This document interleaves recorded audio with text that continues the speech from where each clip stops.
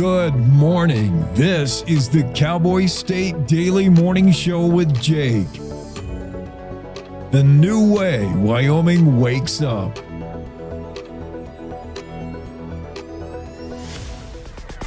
It's time to take a look at what's happening around Wyoming. From the Cowboy State Daily News Center, I'm Mac Watson. Wyoming Governor Mark Gordon joined President Trump in Washington, D.C. on Thursday as the president invoked a national security law to send $700 million to the coal industry. Cowboy State Daily's Claire McFarland reports that includes $75 million to boost construction of a coal export terminal in Oakland. They're going to fast-track construction of the Oakland, California coal port, which is a huge deal because Governor Gordon has been courting these industry people in Japan, Taiwan, saying, look at this clean coal we have in the Powder River Basin. And it is comparably clean. And so without a port, you can have all the clean coal in the world, but then be kind of stuck when it comes to Asian markets. So actually, that's the huge thing, is that this gives that outlet. While calling Gordon a great guy, the president invoked a Cold War-era law designed to boost energy production in the face of national security threats to allocate $700 million in public money for the coal industry. Speaking of coal, the Environmental Protection Agency announced Thursday that it is proposing a rule to change an Obama-era 2014 Wyoming Regional Haze Plan that would have shuttered the Dave Johnston Unit 3 power plant in Converse County. Cowboy State Daily's Claire McFarland reports EPA Region 8 Administrator and former Wyoming legislator Cyrus Western called Thursday's announcement a win for Wyoming. That plant was due to close by the end of 2027, and it's just the start of the process. They're proposing a rule to reverse that so that it continue its, what they say is a lifespan that goes into the 2040s. And of course, Wyoming jobs, Wyoming production revenue goes along with that. Governor Mark Gordon, in an EPA statement Thursday, called the maneuver proof, quote, that environmental stewardship and energy production can go hand in hand. I'll be back with more news from the Cowboy State Daily News Center right after this. Here's another driving safety tip from WYDOT. Taking your eyes off the road, even for a few seconds, can lead to disaster. Focus on the road, not your cell phone or your car's radio. This has been another driving safety tip from the Wyoming Department of Transportation. My name is Joanne, and I'm a mom of 6 here in Casper, Wyoming. When you raise a family here, you don't just think about today, you think about the future, where your kids will build their lives and where your grandkids might grow up. What worries me is that my kids will have to leave Wyoming to find good, high-paying jobs. That's why Build Wyoming matters to me. Data center jobs are high-quality, high-paying jobs, the kind that give families a real reason to stay and build a future here.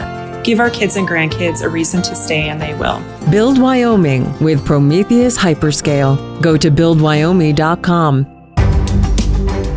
Cowboy State Daily News continues now. President Trump's lifting of restrictions on motorized use of federal lands dating back to the 1970s has some Wyoming motorsports enthusiasts cheering. But Outdoors reporter Mark Hines reports that others worry that it will cause a wildlands disaster. Trump just pretty much wiped the slate clean and got some mixed reaction today. Of course, I talked to some motorsports enthusiasts and they said, hey, this is great. This is cool. It gives us more access for the public. This is what public lands are for. Other people are like, motorized users are maybe a small percentage that has a huge impact on the wildlife and all of the users. So from their perspective, it's maybe a little bit unfair that everywhere we go now, there's going to be dirt bikes or ATVs ripping around. Like, where are we going to go to have quiet spots? The Trump administration rescinded Executive Order 11644, issued in 1972 by then-President Richard Nixon, along with President Jimmy Carter's 1977 Executive Order 11989, which amended and strengthened Nixon's order.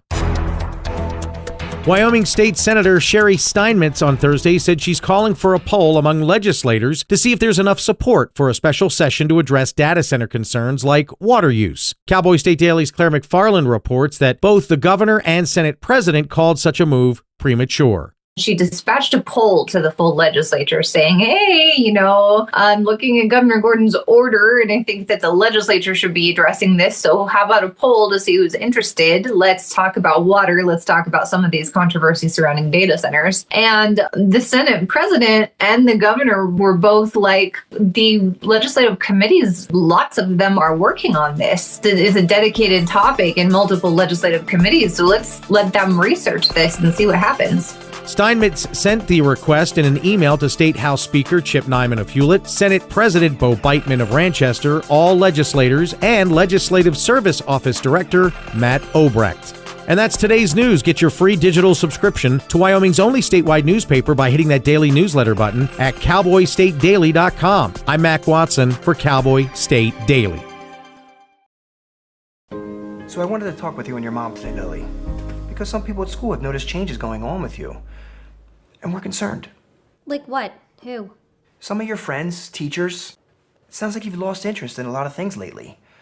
You're hanging with new friends. So, individually, maybe those things are no big deal, but taken together, and then the incident the other day, you were with Derek when he was caught selling marijuana. yeah, he was selling it. Honey, we know. But we care about you and want to know what's going on. That's right. We just want to understand better and see how we might help. And if weed is a part of it, we just want to make sure you understand the negative consequences for someone your age, the physical and mental health effects, the poor decision making, and the confusing legal aspects these days. So what do you say? Can we talk? For more information about talking with your kids about underage use of alcohol and other drugs, visit underagedrinking.samhsa.gov.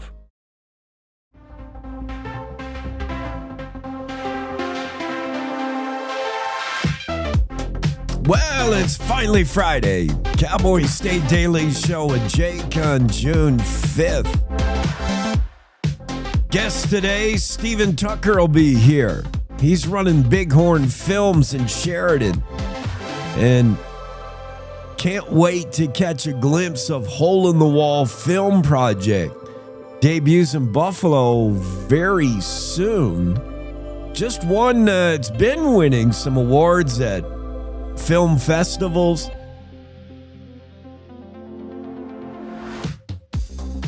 And I got the trailer and I got the guy behind it, Tucker. It's going to be on the show. Marcia Neumiller will be here. She's announced her candidacy for Senate District 27. That's like a week or so after I said, Marcia, you got to run for something. And she did. Ogden Driskill will reminisce about the filming of Close Encounters back in spring, summer 1976. It's the movie, the sci-fi movie that put Devil's Tower on the map.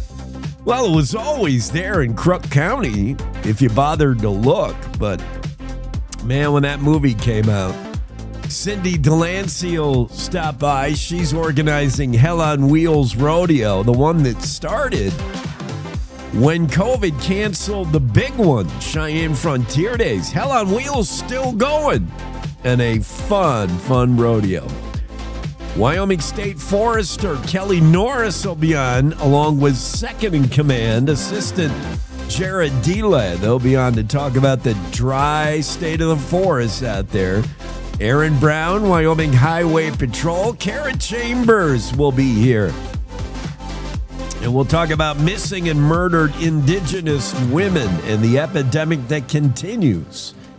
Jim Davis will talk about roundhouses in Evanston on the old rail line, and the great state of Wyoming's Governor Mark Gordon will be on the show. And good timing, because Mark Gordon just recently was in Washington, D.C. I'm thinking he's still there. And he was chatting it up with POTUS,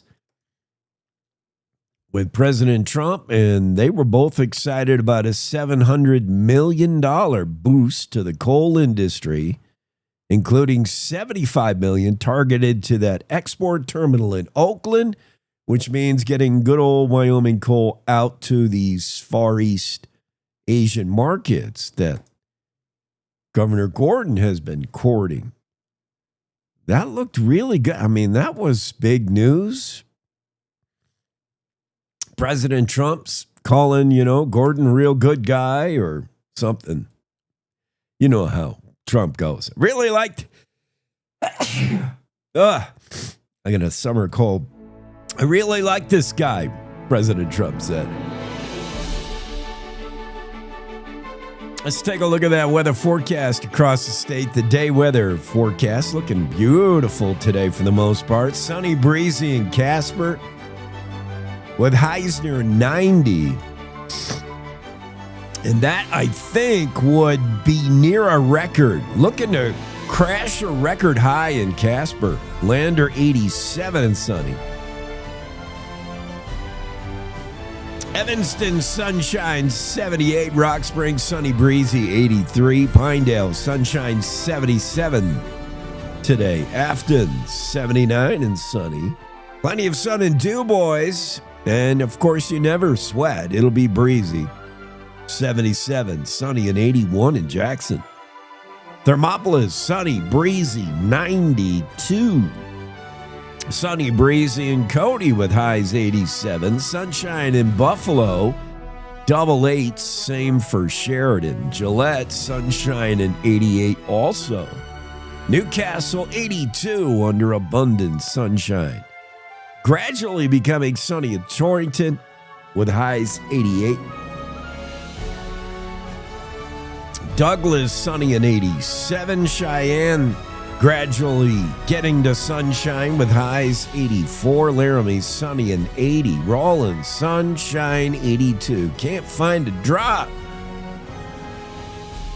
I mean, it's good news if you're having a backyard barbecue and you want to go play around. Golf, that is. But not good news for our forests and the potential for wildfires. Kelly Norris, Jared Delay, as I said, will be on later. That's your state forester and assistant forester. How dry is it out there? I'll give you a spoiler alert. There's been already numerous fires in May, which is way early, in different places. I think that's what's really disturbing. I'll ask Kelly if she thinks that's bad. But there's a fire in the Black Rock Ranger District in the Bridger-Teton National Forest, that Spread Creek fire. That should not be happening. And that's 8,000 feet above sea level. In an area of the forest that's not, or an area of Wyoming that's not really drought-plagued all that bad. That's heading up the west side of Togety Pass. That Spread Creek fire is. I think it's out now.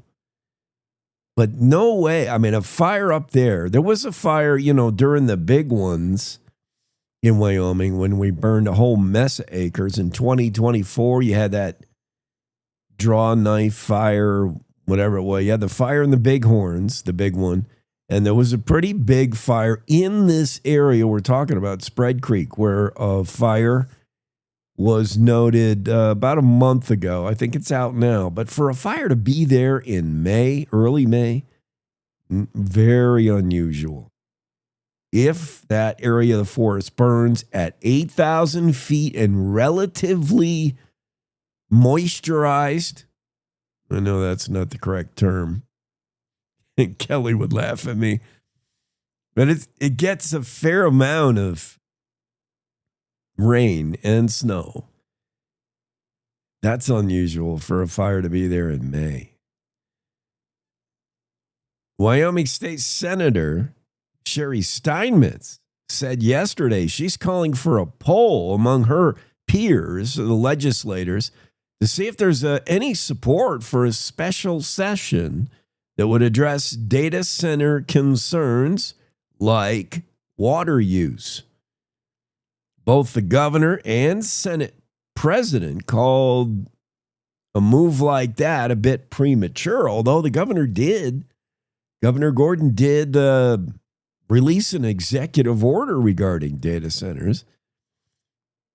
I mean, there wasn't a whole lot of meat to it other than to say, we should consider them smartly and in a Wyoming way. I paraphrase, but I don't know what I glean from Executive Order 2026-03.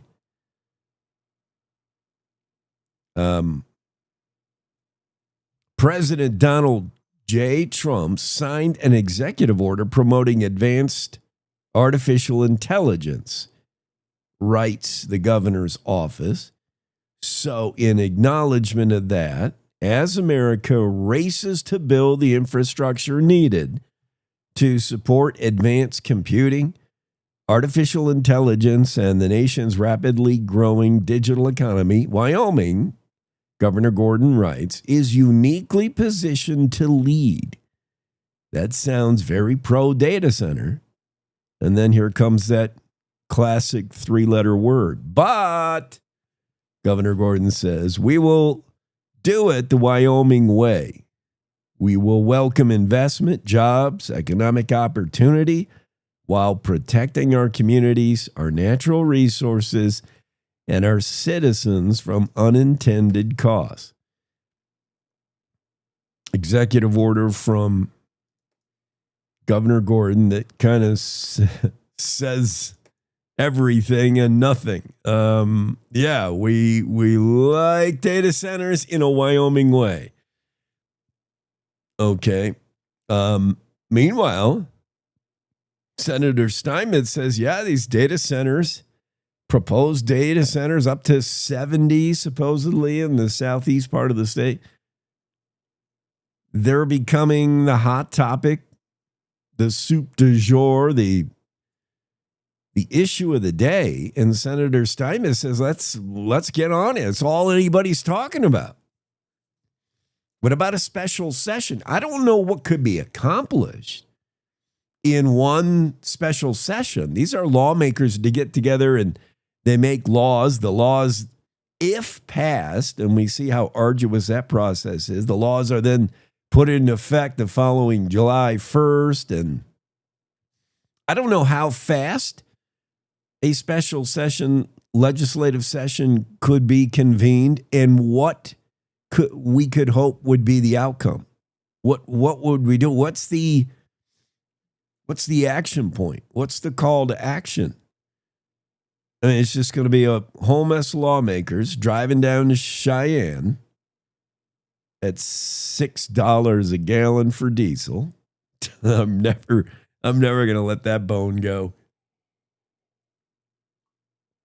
601. I should have took a picture of it. The gas station north of town in Jackson. Now, it is the gouging gas station. See how easily I just meander my topics?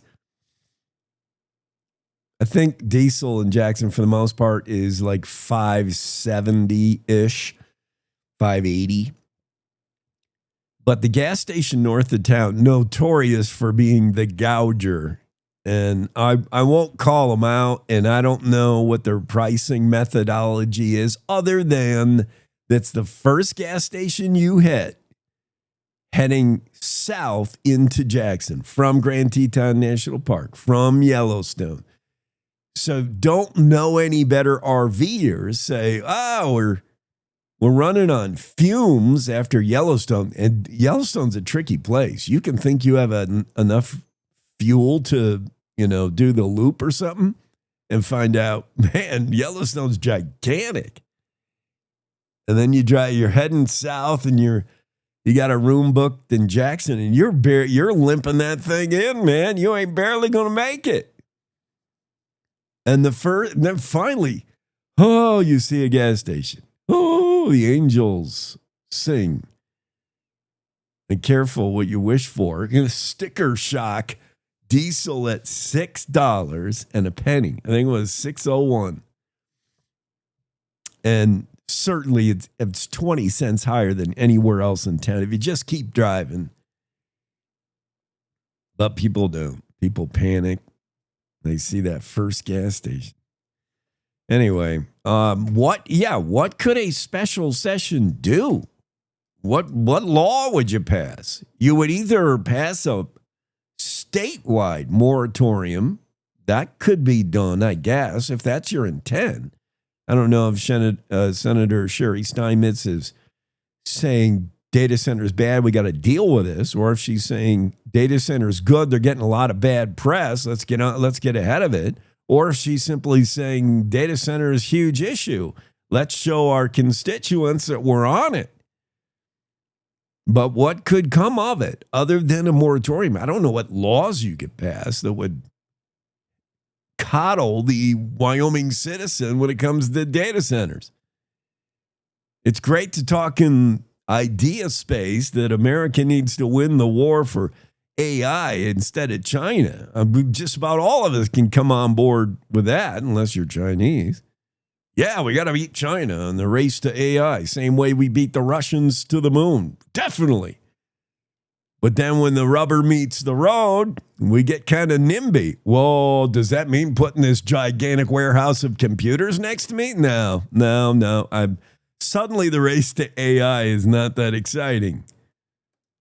So I don't know what a special session might do, but we'll see. Let's get what do you say we get a film director, a filmmaker on the show? This documentary by the Bighorn folks looks really cool. I'm going to play you a little bit of the trailer when we come back. A good life begins with a good company. Powder River Energy Corporation, or Precorp, a consumer-owned electric cooperative in Northeast Wyoming, has careers in accounting, member service, and engineering. Precorp is always striving for A-plus service, great rates, and being a trusted energy partner. Their work environment is driven by knowing your role, living your values, and making your career plan. If you are looking to be part of an industry leader, then look no further. Go to precorp.coop/employment opportunities and apply today. This is the Cowboy State Daily Radio Network.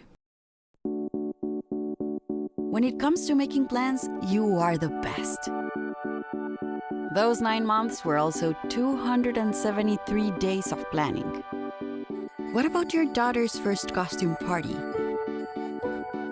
It was out of this world. And let's not forget those barbecues you plan in detail for your family and your more vegetarian by the day best friends. That surprise party for your parents' golden anniversary? You get the golden planning. The same way you plan each detail for those moments, start planning to protect you and your loved ones from a natural disaster. Sign up for local weather and emergency alerts. Prepare an emergency kit and make a family communications plan. Protecting your family is the best plan you can make. Emma, did you hear? Todd's in the hospital. Who's Todd? He got a collapsed lung from vaping. He thought it was cool. Not cool.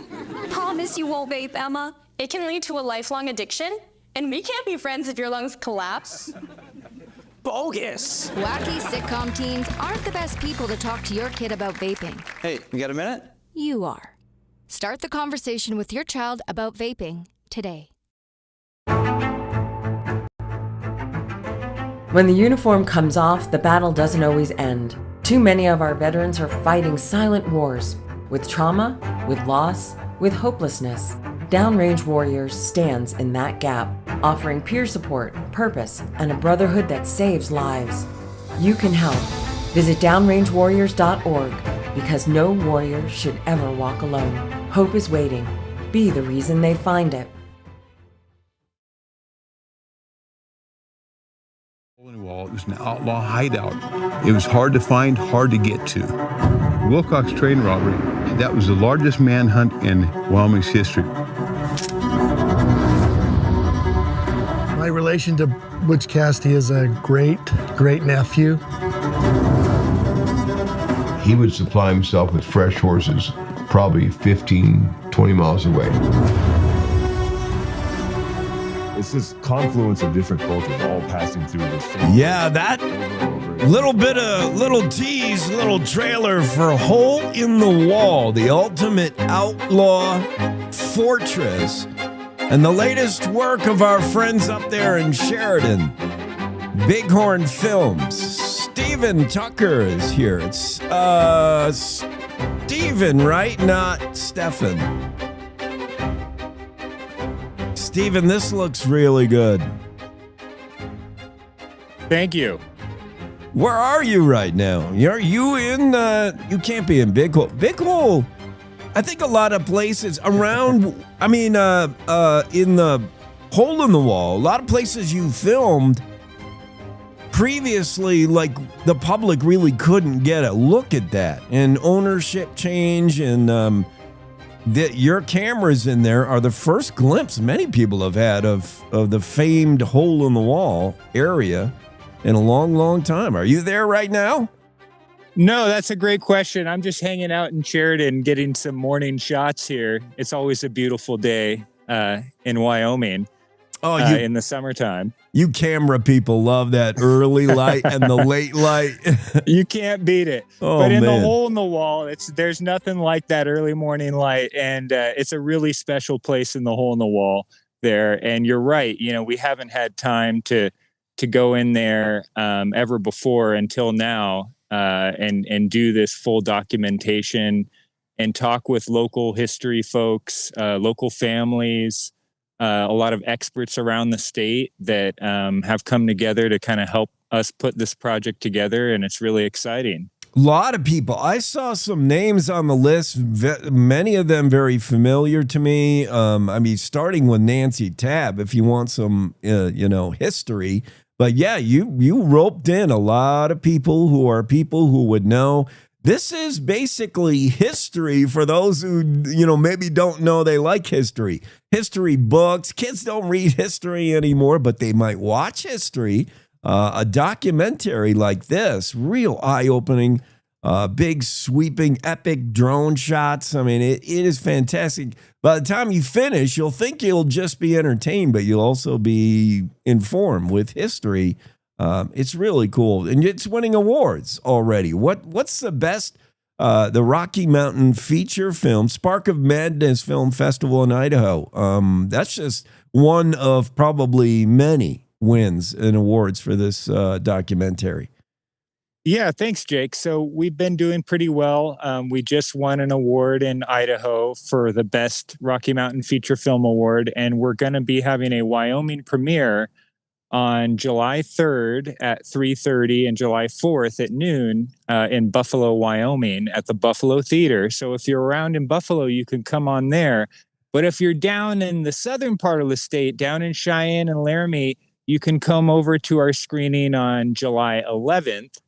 Which is going to be around 5:25 p.m., I think. And we're going to get an amazing introduction with the Cheyenne Gunslingers. It'll be a really cool show. And so if you're down in Cheyenne, you can come see the show there. And we're going to be continuing our tour, doing screenings across the country, really, entering film festivals and hoping to get some good feedback, some good following so we can continue to get this out there and get the word out, really. It's really just about connecting with folks that are interested in this history. I mean, this is really interesting local history, but it's also fantastic national history, iconic American history with Butch Cassidy and the Sundance Kid and the Johnson County War and all this fun stuff. So it really kind of comes together in this movie, and we've been getting some great feedback. So if you're interested in history, Wyoming history, come on down and see these events. You can check out our screening tour on holeinthewallfilm.com and see the tour or see the trailer, check out the tour schedule. And it's a great project, and we're working on other projects too, other historical documentaries. So there's more to come there. I want to talk about that in a second. Stephen Tucker is with us, Bighorn Films in Sheridan. So similarly to the way now the 50th anniversary of Close Encounters of the Third Kind made a monument famous, the Devil's Tower. Bighorn, Bighorn has made Hole in the Wall sort of famous. Well, Butch Cassidy and the Sundance Kid, that film, you're right, this has larger appeal than Wyoming. Everybody knows Butch Cassidy, Sundance Kid. And this is explain what it's like, Stephen. You were there. What were your first impressions of the hole in the wall? This is a place that outlaws went to hide out, so obviously it's not as easy to find as Devil's Tower sticking up. What were your first impressions when you went there? Did you think, oh man, this is beautiful, or I would hole up here, I could live here the rest of my life? What'd you think? Yeah, it's incredibly beautiful, but it's so tough to get in there. And you can see why the outlaws are like, this is perfect. We've got a great field, some great water running through with Buffalo Creek and the Middle Fork. And so you have this great resource for pushing in cattle there and hiding them, and no one else can get in there. And so it's really funny. We had Butch Cassidy's great nephew, Bill Bettinson. He's in the film, and he talked about his great grandmother, who was involved. They tried to get her involved in the production of the original Butch Cassidy and the Sundance Kid with Robert Redford and Paul Newman. And so she was on the set in Utah. Of course, they filmed that in Utah, not in the real hole in the wall. Yeah. So, it was easier for them to do it there. But we go to the actual hole in the wall where it all, came together, which makes it really special. And Butch Cassidy, Bill Bettinson, the great nephew of Butch Cassidy, he has some incredible stories to kind of tie everything together to make it, come to life. You hear these stories, in books and you read them, but when you hear it firsthand from the family, it's just incredible. And when you go on these tours in the hole in the wall with the hoofprints of the past, it's just beautiful. And I really recommend going in there with the hoofprints of the past. They have a tour coming up really soon, I think next weekend. So if you're, want to check that out and you have nothing on your schedule, I would jump on that tour if there's room. I have no idea if they've already sold out or not. But if you can't go on that tour, I would recommend going to the Outlaw Canyon. So there's this incredible canyon. I mean, there's Grand Canyon, there's Bighorn Canyon, but the Outlaw Canyon, where the Middle Fork cuts through there, it's just beautiful. And there's world-class fishing. It's kind of like a hidden secret that, you can get some great fly fishing in that river down there. So if you want to, get some amazing views, go in for a half a day and maybe not get stuck, just go to the Outlaw Canyon. That's what I would recommend. And don't try to go all the way into the hole in the wall. You'll still go into the hole in the wall if you do that. But if you try to go to the hole in the wall gap, they have this gap where the outlaws kind of push cattle, and you can go over this giant red wall that cuts through the valley. And that red wall is what kept people out. That's what made it this impenetrable fortress, which is so cool. So I would not recommend driving all the way into the hole in the wall to go to the gap and hole in the wall trail and do that. That takes forever. You'll probably get stuck. You might get lost. But if you go to just the Middle Fork Canyon Recreation Area, Outlaw Canyon, that is just beautiful. You can do it in a half a day. You can get there in almost any kind of car. But if you do have a four-wheel drive truck, that's usually recommended, or an SUV. And it's just a great place to visit. We have some maps that we just released that the Hoofprints of the Past has. So if you're going in there, I recommend checking out these maps first, orienting yourself at the Hoofprints of the Past in KC, Wyoming, and then going out and enjoying your time in the hole in the wall. Stephen Tucker is with us, bringing the hole in the wall to life through this documentary and through storytellers, historians, different interviewees. I have a question, Stephen. When you sit down and interview, a Brock Hansen, historian with Hoofprints of the Past, or Nancy Tabb, or Bill Bettinson, and these are people that are telling the story, that bring it all to life. Do you first sit down and listen to their story dry run, or do you want a camera rolling, like a first take capture? How do you do it? Sometimes I wish I had more time to consult with these people and really understand their story better, to ask better questions, because I come in kind of stupid, to be honest. But sometimes it is better to get it fresh and just have them be candid and off the cuff. with some people, you get this raw emotion and this real, just original storytelling that it's just so candid that you can't capture if you do it again and again, and you talk to them again and again, and you coordinate all this stuff. But, with other people, if, they have some time to prepare and you can chat with them about it, it really does help them be a little more articulate and prepare on their subjects. So it's kind of a balance. Everybody's different. And, with documentary filmmaking, sometimes you don't even have any of that time. You show up and you have 10 minutes with your subject, and you have to just prepare great lighting, maybe go in the shade or throw up a beautiful scrim over, that I don't have right now, something to diffuse the light, and hope there's not wind. And if you do, you have, a boom with a windscreen and all that, and try to do your best to capture what you need right there. But it's difficult with documentary filmmaking, especially with, high profile characters that are busy and, trying to capture things on a budget. So we do our best, but we're raising, more funds to do really cool projects. And the Hole in the Wall is just kind of the Kickstarter to get us, doing more cool feature films about Wyoming history.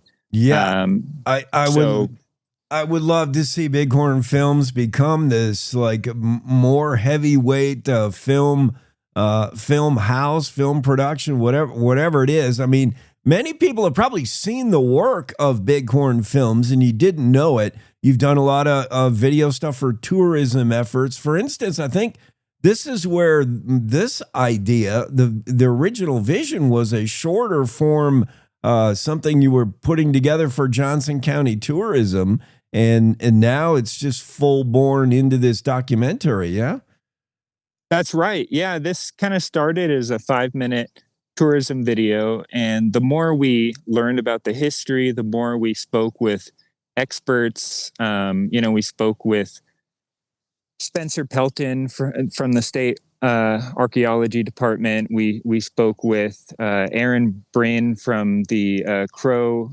Agency and the Crow Tribe, and just learning from these folks. The more we learned, the more we wanted to know. And sure enough, we have just hours and hours and hours of material, and you're like, this is just incredible. Like, we can't just make this a 5-minute tourism video. We have to go somewhere else with this. We need to make a full feature film. And so I told Johnson County Tourism that after going through some of the initial filming, and started to put this together, and it just became kind of a passion project because I'm so personally interested in this history. So it was really exciting to go down that road and learn and go down this journey. And all of the museums and the Johnson County Library, where Nancy Tabb is, and the state archaeologists, and all these people came together to help us get resources, archive documents, the University of Wyoming, the state archive department. There were so many resources that came together. Even the Montana Historical Society came and gave us some archive content for this. So it was really a collaborative effort, and it's just so exciting to see it come together. Very cool. Already has won the Best Rocky Mountain Feature Film at Spark of Madness Film Festival in Idaho. More screenings will tell you where you can see it coming up 4th of July weekend. Any plans to get it in other festivals, Stephen? Is that hard to do? How do you trot this out for those who are organizing festivals? I hope somebody's picking this up. Big stuff. Yeah, so our long-term goal is to get a distribution deal on a major streaming platform. We want to get it up on Amazon and Apple TV and the Netflix and all that kind of stuff. So the start with that is to get it out there through film festivals and screenings. So we have a tour scheduled. And right now on our website, you can only see kind of the stuff that's in stone, that's set in stone. But we have a whole calendar planned of festivals across the region, across the country, So starting, we have the July 3rd, 4th, Buffalo, July 11th, we're going to be in Cheyenne. Then August, we're going to be in Cody at the Yellowstone Film Festival. We're also planning to be over in California at the Wild West Film Festival. Hopefully, we haven't received an acceptance yet from some of these film festivals. You have to wait a long time. Yeah. It's kind of like, it's not always fun to do this because you don't know your full schedule. But I've spoken with a lot of independent filmmakers that are way more successful than I am. And this is kind of the method that they've been most successful to get their film distributed. And it's a tough time. I know people that have had their film in festivals for like over 2 years. And they're shopping it around, they're showing it in different audiences, and they're slowly getting distribution deals. But the market's tough. And so you have to be patient, and you don't want a cheesy deal where it's going to show up, in weird places and not really make you any money. You want a good deal. So that's another thing. But we're really excited to just get this film out there, and wherever it lands, we're just excited that we finished this film, that we put this, collaborative effort into it, and we're excited for what comes next. We've got a project we're working on. It's called Medicine on the Mountain, and it's a 3-year production where we're basically diving into the history and culture around the Bighorn Mountains, starting with kind of the earliest humans, 10,000 plus years ago, going back through multiple timelines, ethnicities, through European settlement, the Indian Wars, all these different things, and kind of making sense of where we are today around towns and reservations around the Bighorns. And just diving in deep, because I think there's a lot of misunderstood history when it comes to the popular history around the Bighorns, like the Battle of Little Bighorn that's coming up. And so part of that will be capturing these kind of famous Indian War 150th anniversary events that some of them have already started. We've been capturing them. It's been really exciting. And some of them are yet to come. And we're preparing to capture them. But it's not really about that. It's really about the cultures. It's about the local tribes, and it's about learning from them, because they are, they have this oral history that goes back longer than we've ever, understood Wyoming. So it's really a process where you have to take your time and be patient and learn from these folks and get to know these folks and build relationships. So that's why it's taking us, we're budgeting 3 years to do this. And we're partnering with the Wyoming Historical Society on this project as a fiscal sponsor to accept grants and donations. So if you're interested in this project, please reach out. Stephen Tucker, Bighorn Films in Sheridan. So much rich history in the Bighorns. Johnson County Wars, Red Clouds Wars, The Hole in the Wall. We got that document done and shopped around, and coming to a big screen near you, July 3rd, July 4th. Shout out Johnson County. Where are you going to be? In Buffalo on those days, I hope. Albany, Laramie County, and Cheyenne. That screens on July 11th, this new documentary. And when I heard, I think it was a quote from this documentary, when I hear somebody from the Crow Agency, the Crow, say, talk about the land. There's no bad land. All land is good land in the Bighorns. This land is magical. And it was recognized by the Crow and I think everybody else. I can't wait to see what you're working on next, Stephen. Yeah. Hey, thanks for being on. Yeah, thanks for having me. It's good to see you, Jake. Take too. Care. Yeah, have a great weekend. Oh, we're going to come back with, let's see, what do we got? Marcia Neumiller will be on next after this. So, how's that boosted social media post working out for you? Oh, you mean the one my mom liked twice? Brutal. You know what does get attention in Wyoming? Cowboy State Daily Radio. With Cowboy State Daily Radio, your business gets real statewide exposure through interviews, sponsorships, and advertising people actually remember. Because nobody wakes up excited to see another banner ad, but they will remember hearing your business on Cowboy State Daily Radio. Advertise with Cowboy State Daily Radio today. Contact me, Piper Fenimore, at piper@cowboystatedaily.com. You're listening to the Cowboy State Daily Radio Network.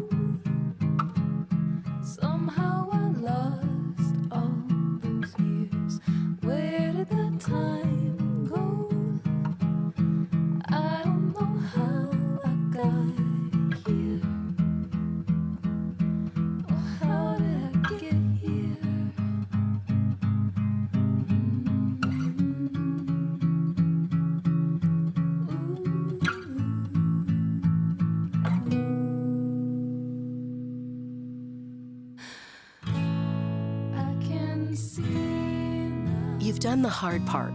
You quit smoking. Now do the easy part and get scanned for lung cancer. If you smoked, you may still be at risk, but early detection could save your life. Talk to your doctor and learn more at savedbythescan.org. Hi. I'm your retirement fear. But don't be scared. You're still in pre-retirement. Does that mean I have more time to plan? Precisely. Here, this is pretirement.org. Retirement savings options? Potential tax breaks? Move. This isn't scary.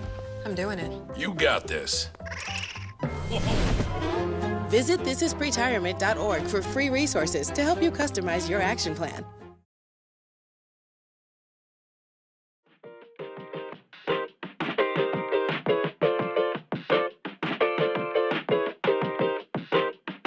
All right, joining us now on a Friday, Marcia Neumiller. This could be your next state senator from District 27. Marcia, what did I say the last time we talked? I know. I told you, though. I said I hadn't made up my mind yet. And I was waiting to find out if I was going to just pull it and just go for it. And went to a luncheon Friday afternoon and talked to a couple more people, and it just really solidified my goal. I'm going to get there, and I'm going to do it this time. So all right. You guys really helped me push me along for sure. I just planted a seed, maybe. I don't know. You last time we talked to Marcia, it was, I don't know, a week or so ago, and you were telling us. Yeah, it was a week ago. Yeah. You're helping organize politics in the park, and I think we can add now you to one of the guests right off the bat. June 20. When would Senate District 27 be discussed, by the way? We do Senate 27 and 29 on July 15th. Right. And we're also going to have Kurt Meyer and Scott Smith and Christy Racinas that same day. So okay. It's going to be a busy day. So let me ask about your decision. Obviously, as a committee person, committee woman, 14 years in the legal field, you've been on numerous boards. You're well suited for this line of work that we'll call, sometimes I call it politics, and then someone says, well, I'm not a politician, I'm a statesman. All right. I think that's the same thing. I know. It's just words, nomenclature. Yeah. But Senate District 27, there's been a lockhold on that for a while. I'm trying to think of the gentleman's name who's been there since 2007, I think. So it was Bill Landon was before me. Before him was John Barrasso. Oh, my. John Barrasso was our senator for Senate District 27. But Senate District 27 came to fruition in 1992 when they did the redistricting. Yeah. And at that time, when we first started Senate District 27, was Gail Zimmerman. Like, how do you follow in those footsteps? Truly a wonderful human being. Then we had Bruce Henchy, another kind, fantastic gentleman in our community. Then we have John Brasso. How do you follow that? Well, then you get Bill Landon. How do you follow that? Man. And I'm here to say I'm going to follow that because I am ready to really help our communities. These are legends you mentioned, so get your statue ready. You know, they're building statues of these people. This is huge. So you're not alone in the race. Once you heard Senator Landon was not going to run again, he was going to ride off into the sunset.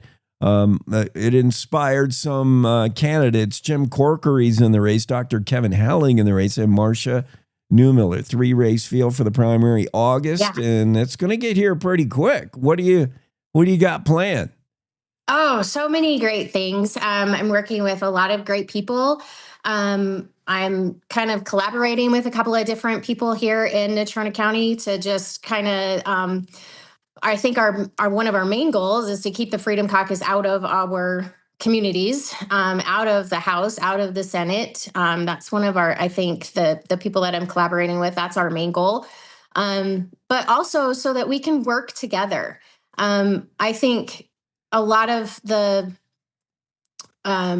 ideas that have come from it's us against them kind of thing in the Republican Party has just taken over and just caused so much division between all of us. And that's not going to work anymore. We have to come together and we have to work for Wyoming.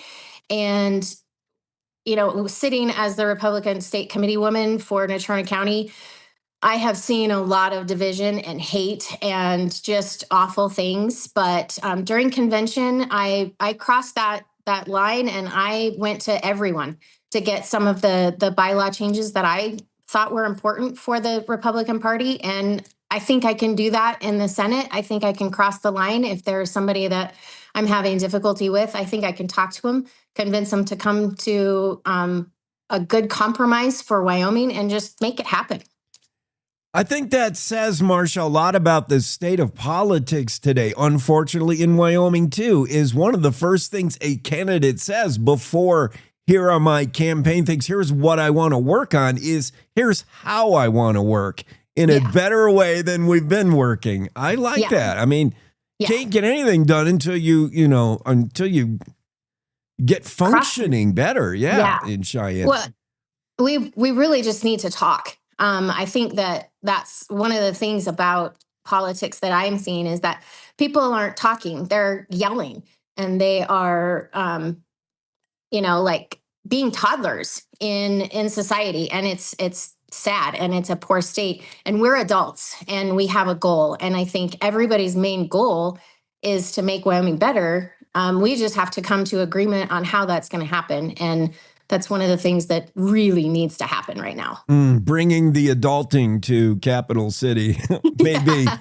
So absolutely. Senate District 27, that comprises a lot of Natrona County. And I believe just from your statements and your attendance at bar none meetings when we were talking about nuclear project, I think you're pretty pro nuclear. Like some people are sketchy, some are afraid. Some say, man, Wyoming's never been afraid when it comes to energy. Let's go. Yeah. I think that the nuclear situation, it's very sad, first of all, that they pulled out and they went to Tennessee. It was disheartening for a lot of people here in Natrona County. I mean, I think there were a lot of naysayers that thought that they won that day, but they didn't win. Wyoming didn't win. We need to diversify big time in what we bring to Wyoming. We need different types of industries. We need different types of energy. If we can bring nuclear here in a safe way, I think that we would absolutely benefit from that. Right now I'm looking and I'm going to set up some appointments with Prometheus about these data centers because I don't know a lot about them. And I think that that's one of the things that our communities don't get from some of these companies that are coming in is they don't get that clarity. And that's what we need. We need to spread the information, the facts, instead of fear. Yes, I was going to ask you. I mean, that is the issue of the day is data centers. And if I can get anybody on the campaign trail to like go dig in and get in, that's all we want, you know?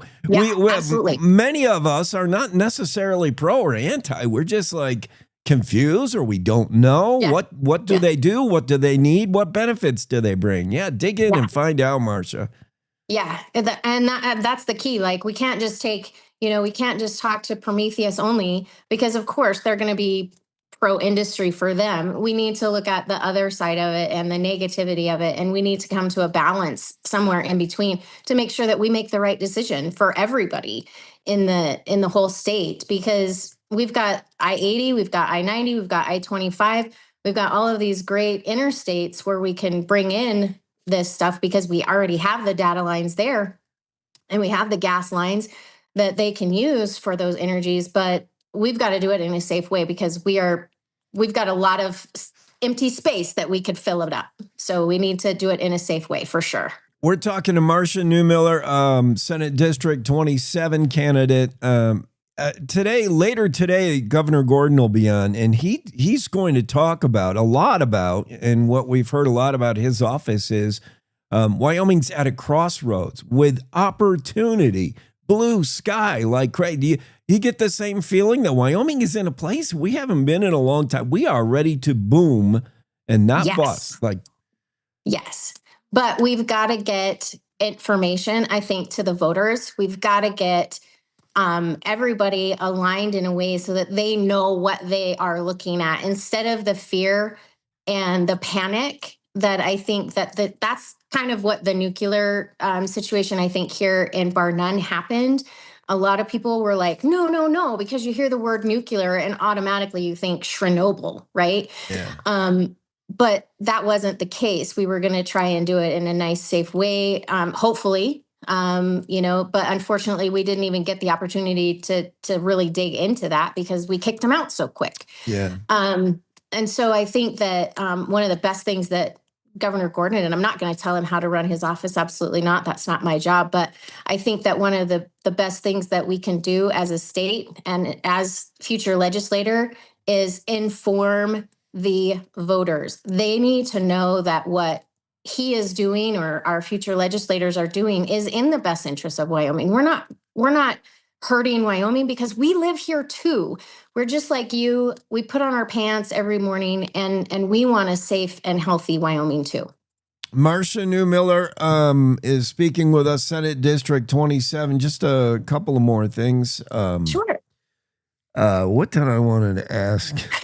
Lost my train of thought. Oh, I think maybe the radiant, the nuclear thing in Bar None, I think it was maybe an idea ahead of its times. It was sometimes it takes one swing and a miss before you hit the home run, similar to bringing proposed legislation to Cheyenne. You may see it in one session. The bill fails on a close vote, and then you bring it back, and then, that first time out of the box, maybe that's what happened. Yeah, and that is absolutely possible.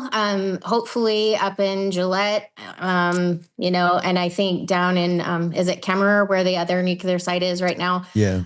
Well, not site, but excuse me, that was inappropriate. But the other nuclear center that's working, I think that those communities can absolutely inform the rest of the state and help us make those decisions and see that it's not as detrimental to our communities as we think.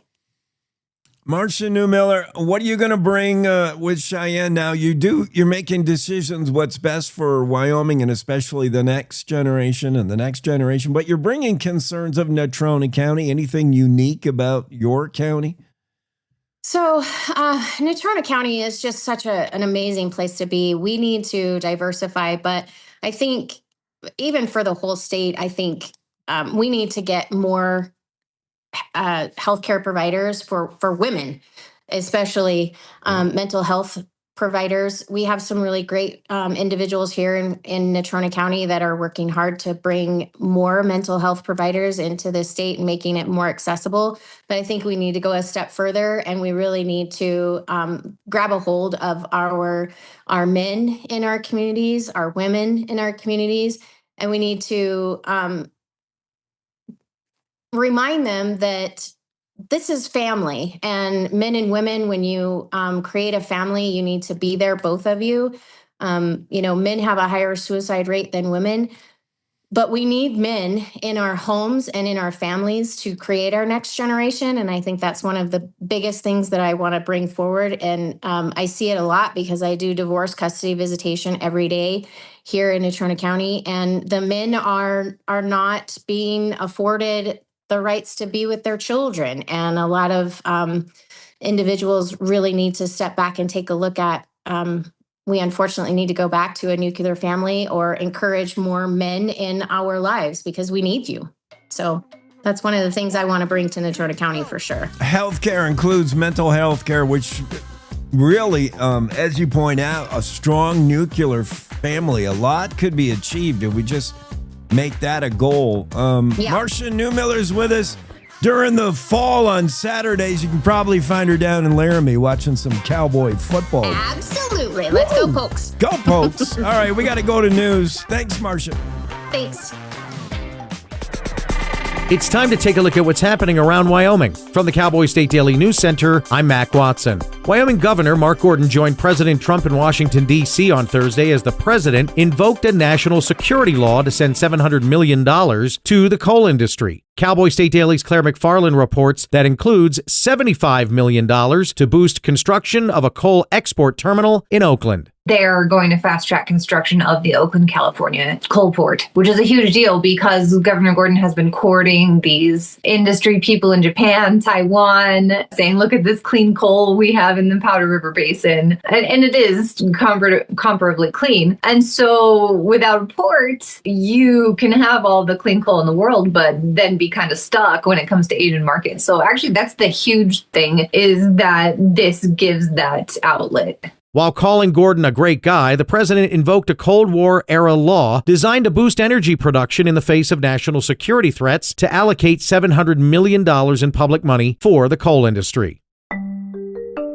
Speaking of coal, the Environmental Protection Agency announced Thursday that it is proposing a rule to change an Obama-era 2014 Wyoming Regional Haze Plan that would have shuttered the Dave Johnston Unit 3 power plant in Converse County. Cowboy State Daily's Claire McFarland reports EPA Region 8 Administrator and former Wyoming legislator Cyrus Western called Thursday's announcement a win for Wyoming. That plant was due to close by the end of 2027, and it's just the start of the process. They're proposing a rule to reverse that so that it continue its, what they say is a lifespan that goes into the 2040s. And of course, Wyoming jobs, Wyoming production revenue goes along with that. Governor Mark Gordon, in an EPA statement Thursday, called the maneuver proof, quote, that environmental stewardship and energy production can go hand in hand.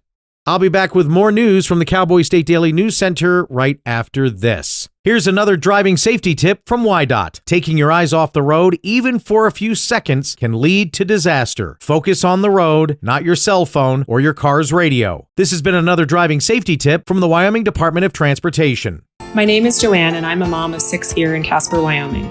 When you raise a family here, you don't just think about today, you think about the future, where your kids will build their lives and where your grandkids might grow up. What worries me is that my kids will have to leave Wyoming to find good, high-paying jobs. That's why Build Wyoming matters to me.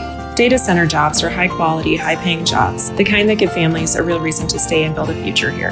Give our kids and grandkids a reason to stay, and they will. Build Wyoming with Prometheus Hyperscale. Go to buildwyoming.com.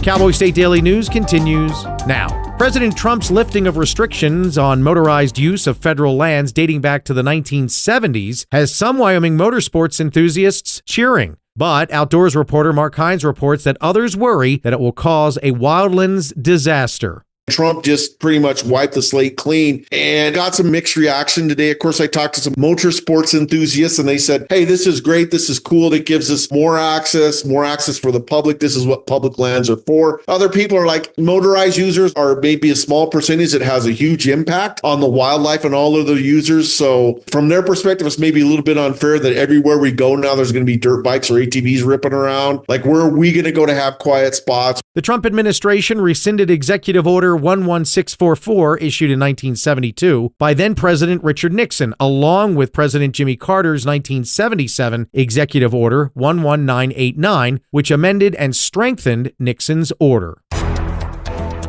Wyoming State Senator Sherry Steinmetz on Thursday said she's calling for a poll among legislators to see if there's enough support for a special session to address data center concerns like water use. Cowboy State Daily's Claire McFarland reports that both the governor and Senate president called such a move premature. She dispatched a poll to the full legislature saying, hey, I'm looking at Governor Gordon's order, and I think that the legislature should be addressing this. So how about a poll to see who's interested? Let's talk about water. Let's talk about some of these controversies surrounding data centers. And the Senate president and the governor were both like, the legislative committees, lots of them are working on this. It is a dedicated topic in multiple legislative committees. So let's let them research this and see what happens. Steinmetz sent the request in an email to State House Speaker Chip Nyman of Hewlett, Senate President Bo Beitman of Ranchester, all legislators, and Legislative Service Office Director Matt Obrecht.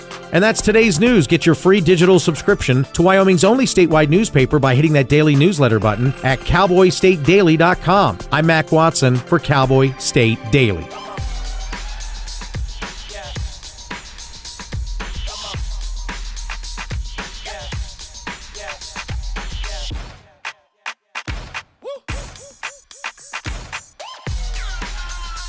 You're not going to get it all right. Just make sure you nail the big stuff, like making sure your kids are in the right seat for their age and size. Get it right at nhtsa.gov/the right seat.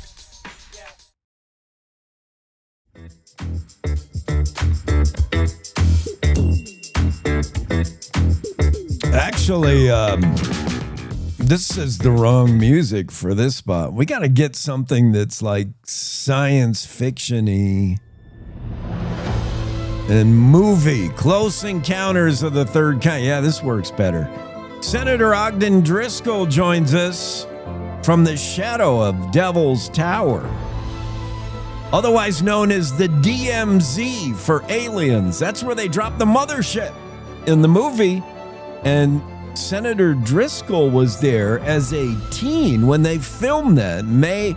Spring, summer of 1976. Of course, the movie came out in 1977, and everybody knew about Devil's Tower. Suddenly, everybody. Ogden, were you playing with your mashed potatoes in the 1970s trying to build something that looked like Devil's Tower, like Roy Neary was in the movie? Was not. And, good morning, Jake. What a beautiful morning in Wyoming. But no, the interesting part is this is actually a piece of American folklore. Is Steven Spielberg individually created a spot that's known for aliens and spacecraft and that type of thing that had not, to the best of my knowledge, had never been mentioned. Devil's Tower has always been clear back from the Native Americans, has been a very spiritual place. But as far as aliens, spacecraft, that type of thing, I think that was an invention of Steven Spielberg. He added that tinge to it, but he also did popularize it. Now, it's hard for you to imagine anybody wouldn't know it, but the average person, in New Jersey, if they showed him a picture of Devil's Tower in the 1970s, would they have known what the heck that is, if it's even real? You thought everybody knew about it, but Spielberg said, no, this is going to be a Hollywood smash. Yeah, he really did. And, the truth is we're now in a generational gap. Interestingly enough, I travel a lot, pull out a picture on my phone of Devil's Tower, and, Generation X, Generation Z, these newer generations, the kids don't know about Devil's Tower. They've never heard of Close Encounters. And hopefully Spielberg's new movie, which is rolling out next week, we're hearing might have some good surprises for us, and it's probably going to repopularize Devil's Tower a little bit again. And that's good for Wyoming, and it's good for us, obviously. I'm not surprised that, it comes in cycles. That movie is now celebrating its 50-year anniversary. What did you remember, Ogden? So the deal, we hear from the story in Cowboy State Daily, we read from Renee Jean that Spielberg, I guess, was scouting locations, somehow found out about Devil's Tower and wanted to bring film crew there and film. And it was just a handshake deal with who? Your father? My mother and father. And so, the story is my dad kind of is getting the credit for it. But interestingly enough, the real driver all the way through was my mother. And so, a guy named Joe Alvis was scouting locations for Spielberg. And he was going around the world, not in the United States, but around the world looking for locations for this movie. They wanted something that was breathtaking and spectacular. And as Joe put it, when he drove down the hill to Devil's Tower, he drove in, took pictures, turned around, flew back to Hollywood, said, "I'm all done scouting.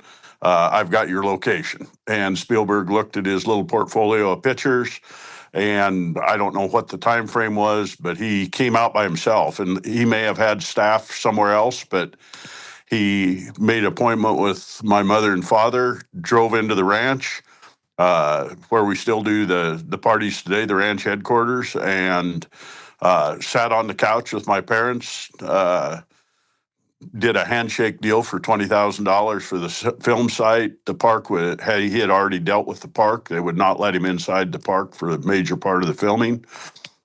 He secured that. They went up and ate supper up at what is gone now, the Crook County Saloon. They had supper and swore him to secrecy, and that was a year ahead of the filming, and it went on from there. Ogden, what do you remember of that spring and summer? The crews rolled in like May 1976? What do you remember? Was a big hubbub? Did you get a feeling like, wow, this is how films are made? This is Hollywood? No, it was a huge hubbub, I had no inkling what it was going to be like. They had rented our hayfields right there across from the Devil's Tower trading post. And so they came in actually with dirt work equipment, and, it was unbelievable. We started seeing things like Piggly Wiggly trucks showing up, which Piggly Wiggly's been out of business here in the hills for most of my life. I was a little kid in Belfouche, there was one, but the trucks start showing up, and then just literally semi-loads of empty 55-gallon drums. They start graveling roads, putting in landing pads, building all kinds of barricades, and then they literally chain link fence like a military installation, big parts of it. And so, no, it was the pre-movie part was way more than the movie part was. They spent a lot of time prepping that thing and getting it ready, very detail-oriented. And then the movie people showed up, and that's when things got really wild. I can't imagine what it was like as a kid. I mean, you were a teenager seeing all this happen, coming to your quiet neck of the woods in Crook County. So obviously the film comes out a year later, Close Encounters.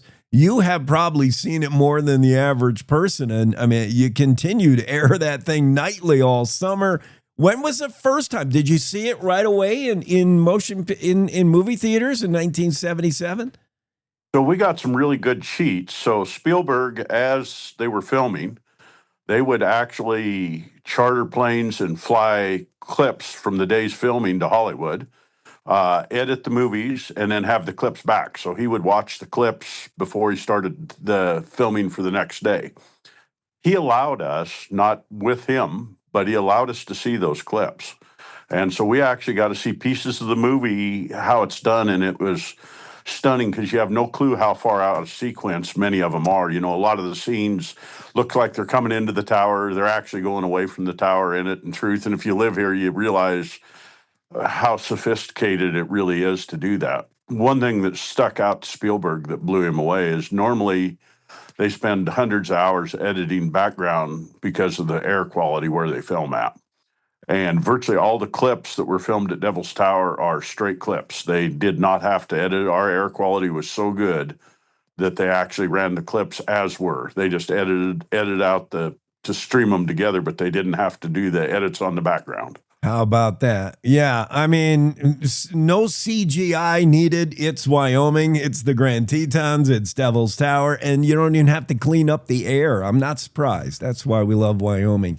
So, Ogden, you're satisfied for what that movie did to your neck of the woods, to Devil's Tower, Crook County. I mean, in the aftermath, it brought a lot of tourism, people looking to see UFOs or where the film did that. Distract from what Devil's Tower means to you?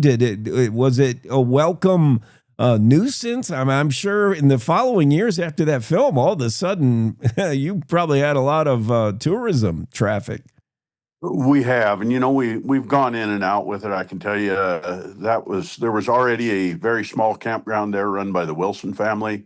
My mother took the money, she bought out Wilson's and took on a partner. Interestingly enough, we didn't have the money to do the campground. She took on a partner and built the original campground. And her vision at that time, it was 18 sites. And, today, the campground in August of this year, we will be, for a number of days, we'll be the largest city in Crook County. Oh, wow. We're bigger than Sundance. We're bigger than Moorcroft. We're bigger than Hewlett. And it's pretty interesting. The little deal that Spielberg started now, and they've never done a full study on it, but I would say the core businesses right there at Devil's Tower now employ over 100 people summertime months. So it's unbelievable impact. They're not low-paying jobs anymore. When we first started, they were minimum jobs, kind of fell in. We've got a lot of pretty high-paying jobs, a fair amount of permanent positions at this point. Truly shows you what happens when you really lean into economic development, and it really has changed it. And yeah, we still complain. My son runs the ranch. Don't try to trail cows down the highway in the middle of July or August because it's just a SS, kind of a shit show deal. It's hard to do. Too much traffic, too many people. A fair amount of crying different times by ourselves included about how much traffic, but it's not permanent. They're not building houses here. They come, they leave their money and go away, which is the kind of economic development I like. And it helps pay for the courthouse. We generate literally millions of dollars of revenue for the state of Wyoming, Crook County, and our local governments, and we're proud of that. We happily pay our taxes, and we're happy to help support our local governments via tourism. Well, because of that movie, think about how many tourists came to Wyoming to see if Devil's Tower was real. That question is still asked on the internet. I was looking at an AI question prompt, and it said, "Is Devil's Tower in Wyoming real?" Yes, it is. It's in Crook County. Tower is 867 feet from base to summit, and you can see it right there, the nearby Belle Fourche River. Here's a little-known trivia fact.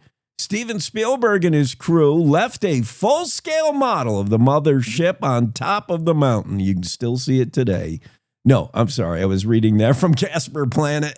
That's a fake No, it story. is there. So it's not full scale, but very close. The Smithsonian has it has a copy of the spaceship in it. And if you come into the cafe at Devil's Tower KOA, you'll see a full-scale mock-up of Devil's Tower that was done that Senator Burns acquired for us.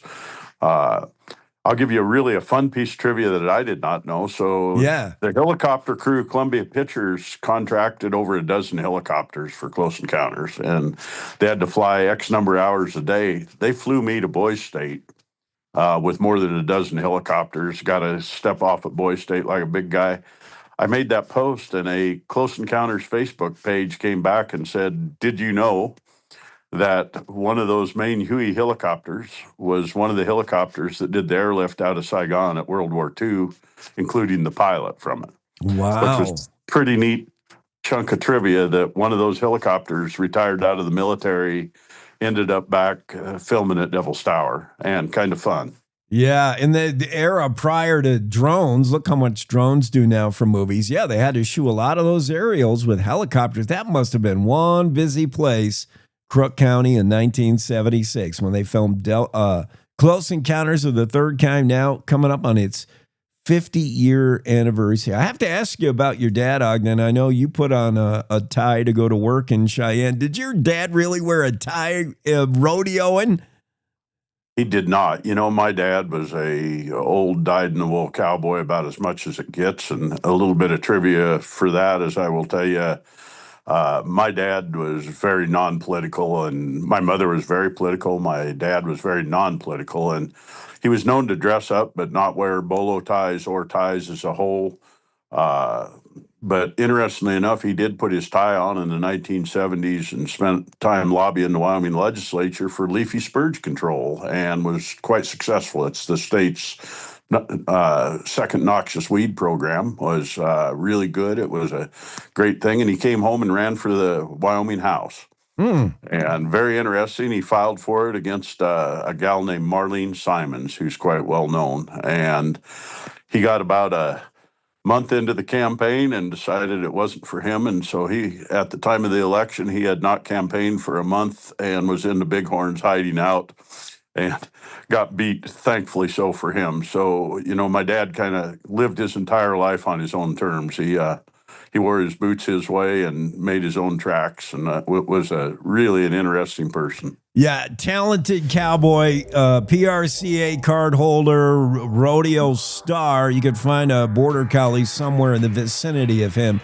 He and his better half with a handshake deal with the legendary film director Steven Spielberg, and that's how we got Close Encounters. I'm excited to see this new one, Ogden. You're going to go see what is it called? I can't remember. I just watched a clip from it this morning. It looks good. I'll definitely go see it. And I really wish that if somebody's following your show, that Steven Spielberg would come do a rollout of it. Interesting enough, Close Encounters' first showing was in Casper, Wyoming, ahead of Hollywood. Almost no one knows that. They did a showing downtown in Casper, almost a week ahead of the Hollywood rollout of Close Encounters, which is really a kudos to him for doing that for us. Ooh, rightly so. Yeah, Steven, if you're watching, listening, come back home, man. It's just like you left it. Just like it's been for millions of years, maybe. Thank you, Ogden, for being on. Thanks, Jake. I always appreciate it. Really appreciate all you folks do. Great show. Thank you. Ogden Driskill with us, reminiscing about Close Encounters. Don Day weather next. Step back into the Old West at the 51st Annual Cody Show, brought to you by the Winchester Arms Collectors Association with the Sharps Collectors Association. Join us July 10th through the 12th at the Riley Arena in Cody, Wyoming, featuring over 300 tables of collectible Winchester firearms, historical treasures, and Western memorabilia. Buy, sell, trade, and get expert appraisals. Don't forget, raffle tickets are available for your chance to win one of 2 short rifles. Showtimes and details at winchestercollector.org. This is the Cowboy State Daily Radio Network.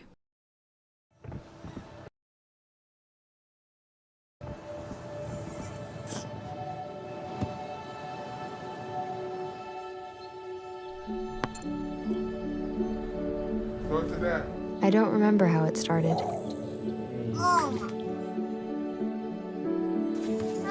Our back and forth. Victory. Fumble. Repeat. It always came back. Dad! Okay, here we go, throw it! Yeah. You probably don't remember what you told me, That was perfect. but I heard every word. Nice.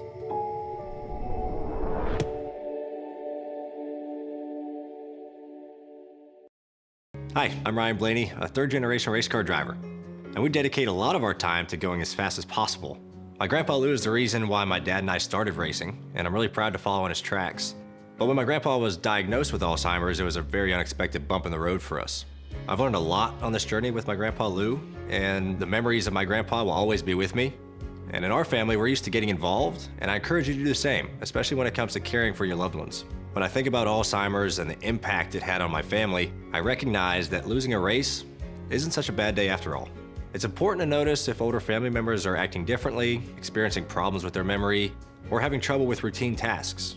Talking about Alzheimer's can be really tough, but if you notice something, have a conversation with your loved one. Encourage them to see a doctor or offer to go with them.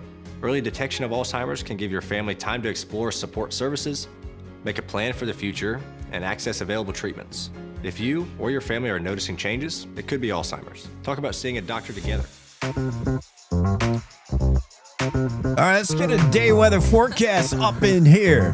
I listened to one of your peoples, Don, on the radio yesterday.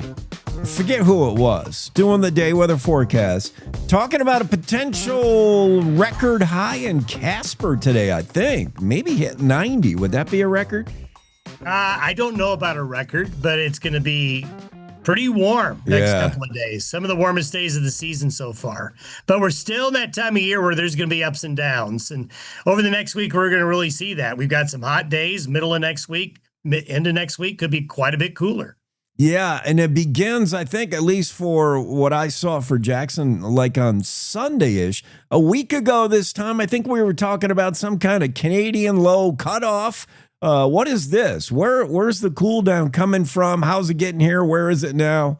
We're still seeing storms form in the high latitudes going through the North Pacific into the Gulf of Alaska, then across North America. Usually by now we don't see this, but it just continues. So this first cold front is part of that. That's going to come through Sunday. It's not a terribly strong cold front, but it will bring showers and thunderstorms and will drop temperatures, especially in western Wyoming on Sunday, then eastern Wyoming on Monday. Then there's kind of a pause. Then another one of these comes in, but a stronger one around Wednesday and Thursday of next week. And that's going to drop temperatures and bring rain chances back. So while we do have fits and spurts of summer weather like today and tomorrow, we're not I would not call this a permanent summer pattern yet. Yeah, we haven't flipped that summer switch. Wait, what? You say these things are early? We don't usually see them now? No, late. Late. Oh. Late. Yeah. Meaning that usually this late we don't really see them being this strong. It's still acting more like May than it is June.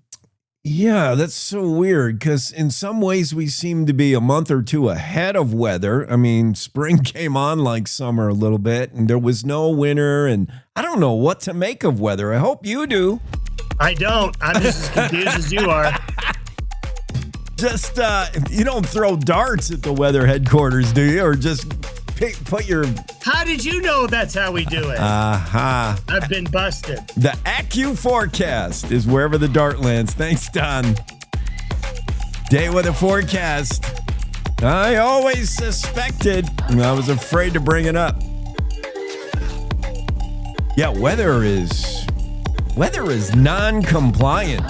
I don't know how you could figure out my music ended too soon because I want to get Cindy in here. Let's see if I can do that. Cindy Delancey is going to join us, and we're not going to talk we are going to talk about rodeo. I know that.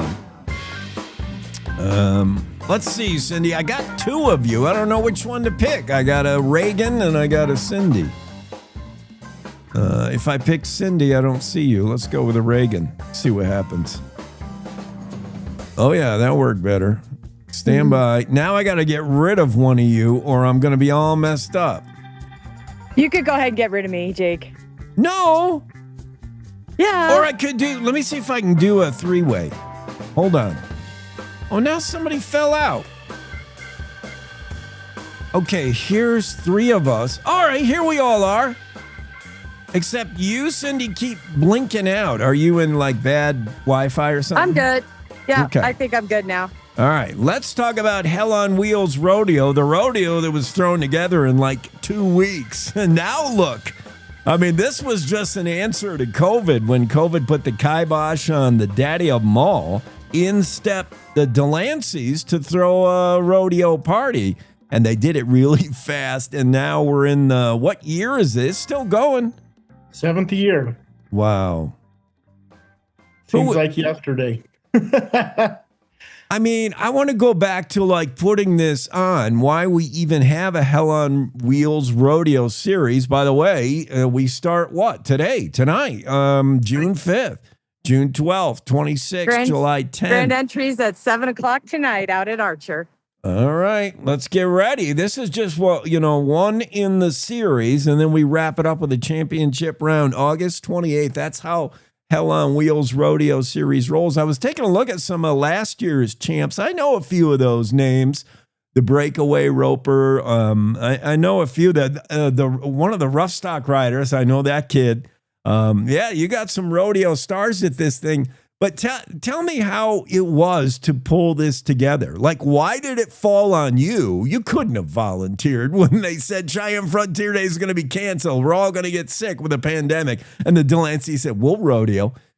About several years before we had went to visit Cheyenne with the proposal to do this, because we thought, Jackson and Cody shouldn't be the only place that has a nightly or a weekly rodeo in Wyoming. And so we said, Cheyenne needs one. And then they got a new director there with Dominic, and then with kind of the perfect storm when the only good thing that ever came out of COVID, I guess, is Hell on Wheels Rodeo.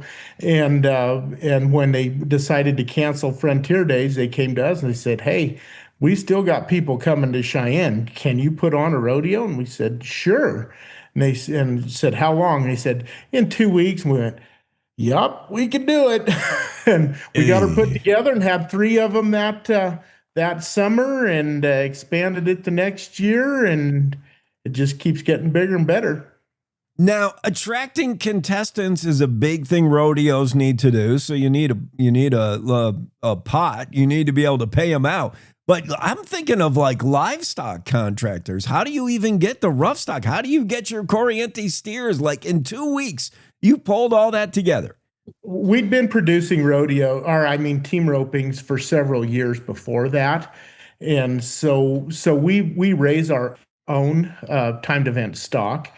So we already had the baby calves and the team roping steers. UW stepped up and leased us some breakaway calves and bulldogging steers, and called Glenn Southwick, who I knew didn't have anything going on either, and he brought us bucking horses and bulls that first year. And we've kind of went around with the Dallas Willis and Rob Button, stepped up the next year. They live like 5 miles from Archer, and they bring us the bulls. And JD Ford is our bucking horse contractor from Kersey, Colorado. And we've just got a really good team of people now, and we've improved our breeding program for our roping cattle. And so we raise them all the way from baby calves to tie down to the breakaway, the team roping cattle, and now our own bulldogging cattle also. Yeah, that's a good thing, because they're hard to find now. Yeah. Super expensive. I mean, the screwworm, whatever, they're just impossible to find. That's cool. So, yeah, we did. I knew it. We lost Cindy. I saw that coming. Who's this other kid? Reagan. Who's that? Hi, so I'm Reagan. I'm Dave and Cindy's daughter, and I'm the secretary for the Hell on Wheels Rodeos and the contestant coordinator. And at the rodeos, I'm the arena director. And a contestant myself. Are you as ropey as Dad? I'd say I'm a little more ropey than my dad. Whoa! Who's on the head end? Who's on the heel end? That's all I want to know. Well, we can both do either end. But nice. He taught me how to rope both ends. So we rope together a lot, but he's a former bronc rider. So he's a little bit more of a rough stock rider, but that now ropes. And I've just been roping from the start. So. Wow. Well, if you've ever had a chance to ride anything out of He's a Fiery Fling, you'll know they're breeding some nice stock over there as well.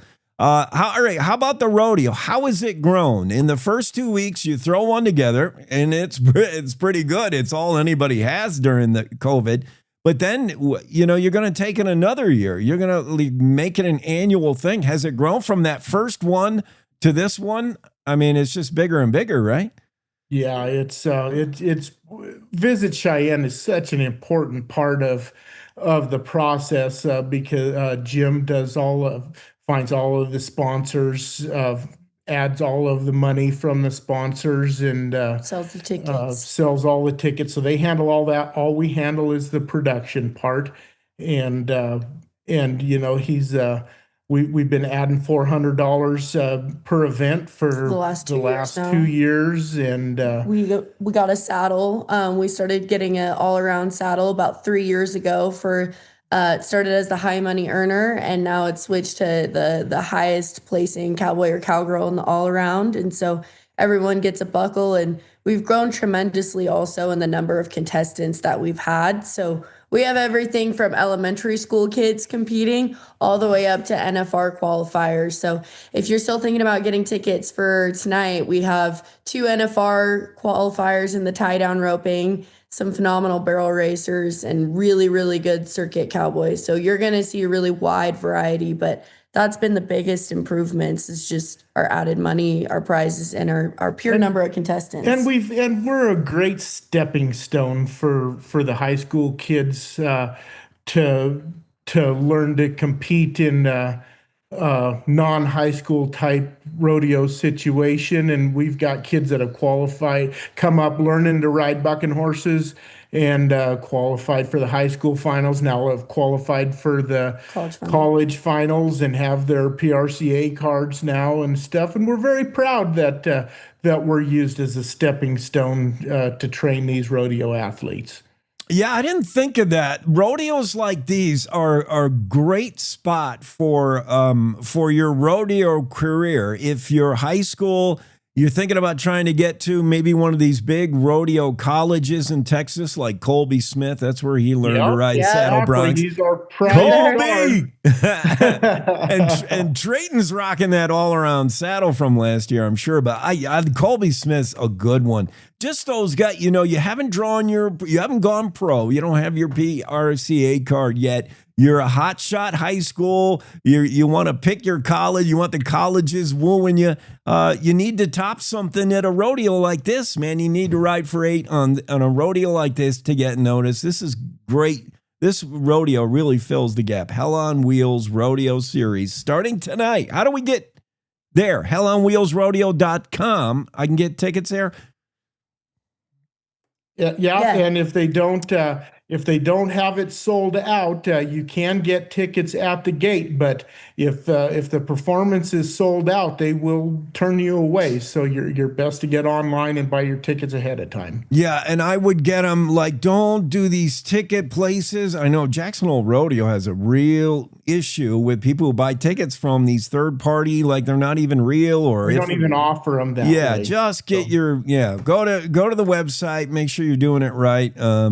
hellonwheelsrodeo.com starts tonight, and follow along with the series. Root for whoever you're rooting for, because that's how they do it. Sorry, didn't mean to interrupt, but if you can't make it, it's also broadcast on PBS. Go ahead. It's on Equus as well as it's on KFBC, and there's a link on our websites as well. But that's for if you don't get a ticket. So we hope to see everyone tonight. Yeah, much rather have you there in person making noise. June 5th, 12th, 26th, and then we roll it to July 10th, August 21st, August 28th, championship round. Is it like cumulative points? How do you get to the championship? Yeah, absolutely. So all of our event winners are based on who has won the most money in their individual event. So if you're coming to all the Hell on Wheels and you're winning a check, you've got a chance. You've got a chance for sure. So. All right. Well, you're going to see all the rodeo events you're used to seeing, all that stuff, bareback, steer wrestling, tie-down roping, saddle bronc, breakaway. How many breakaway ropers you got lined up? Like more... They got to start running slack. It's a good thing. We run slack till sometimes 1 in the morning. There's so many. I mean, and if you're not fast, you're last, man. 2-second runs. It's just insane. All right. Well, have fun rodeoing. I'm glad you're doing that. And I'm glad it's still going. Hell on Wheels Rodeo. Thanks both for coming in. Delancey's with us. Have a great weekend. Have a great rodeo night tonight. Friday night rodeo in Wyoming. Let's take a break. We'll be right back. Park County Fair's back this July. Happening all week is the thrilling Carnival Midway. Tuesday's the Muddy Mess with pig mud wrestling. Get ready to rumble for boxing on Wednesday. Pull yourself to the grounds for Thursday's truck and tractor pulls. Friday's the fast-paced figure eight race. And as always, Saturday's the sellout Demolition Derby. Tickets are on sale now, and we'll see you at the 100th Fair on patented land. A good life begins with a good company. Powder River Energy Corporation, or Precorp, a consumer-owned electric cooperative in Northeast Wyoming, has careers in accounting, member service, and engineering. Precorp is always striving for A-plus service, great rates, and being a trusted energy partner. Their work environment is driven by knowing your role, living your values, and making your career plan. If you are looking to be part of an industry leader, then look no further. Go to precorp.coop/employment opportunities and apply today. You're listening to the Cowboy State Daily Radio Network. You know you don't have to wear your PT gear anymore, right? It's comfortable. So how's civilian life treating you? It's fine. When I got out, I didn't want to admit that there was anything wrong because I felt like a failure. And then I realized, there's nothing to be ashamed of. So I started talking to someone. Maybe you are fine, but if you're not, it's okay. Thank you. If you or a veteran you know needs support, don't wait. Reach out. Find resources at va.gov/reach. Logan Wilson here at the M Building in Casper, Wyoming. They do more than just support businesses and private events. They support nonprofits by offering reduced rates to help the community thrive. The staff here at the M Building have been incredible in helping me organize a fantastic event. They are great partners for those who want to make a positive impact on the community. Come check out the M for your next event. Hate is loud.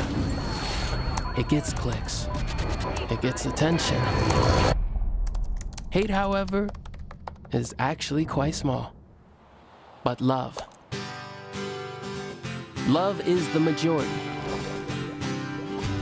Filling up something far more important than any feed.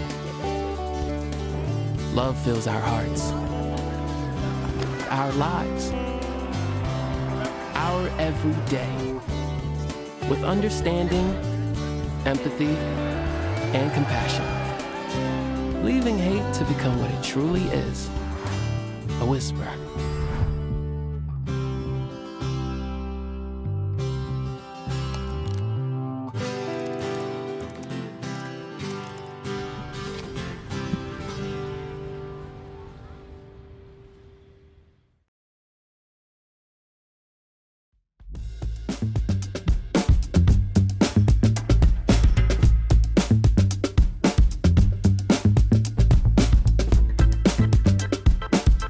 Ogden Driskill and I were talking about the 50th anniversary of Close Encounters of the Third Kind, Steven Spielberg's second breakout movie, right on the heels of Jaws. Back in 1977, it was released. A lot of people still didn't know who Steven Spielberg was. Wasn't a household name yet.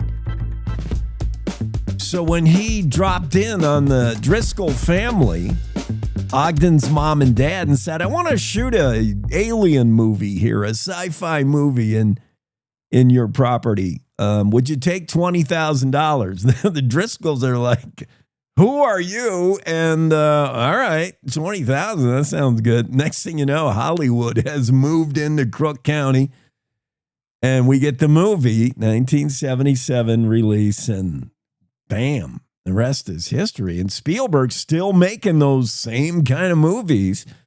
He went on to make E.T. not long after that. And now Disclosure Day. Boy, critics are talking about this. I've seen some of you've probably seen some of the teasers, the trailers. It looks, your typical alien visitation movie, but maybe not so typical. Early screenings from film critics are saying it's Spielberg's best work in decades. Disclosure Day drops in another week or two. I think it was June 14th it'll be out, starring Emily Blunt, Colin Firth. I'm excited to see. That's the kind of movie that will make me go to the movie theaters. Rather than wait for Netflix. Hail Mary, I went and saw that, the wife and I. It's very few movies now. And I'm pretty sure, who was the star of Hail Mary? What's his face? Kemi? He's not awake. The guy who played Ken in the Barbie movie. Oh, his name is not in my face right now.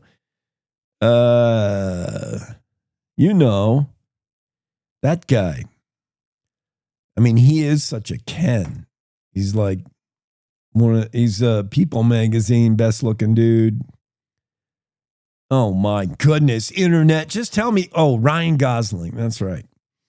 Ryan Gosling said that it's Hollywood's fault that people don't go to movie theaters. He said it's not on movie watchers. It's not on the movie watcher to support movie theaters. It's on Hollywood.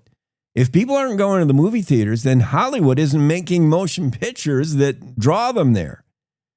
It was interesting. Ryan said, and he's not the only one, Hollywood's just, it's in a downturn where you don't have these blockbuster movies anymore. You don't have the must-see summer movie of the summer.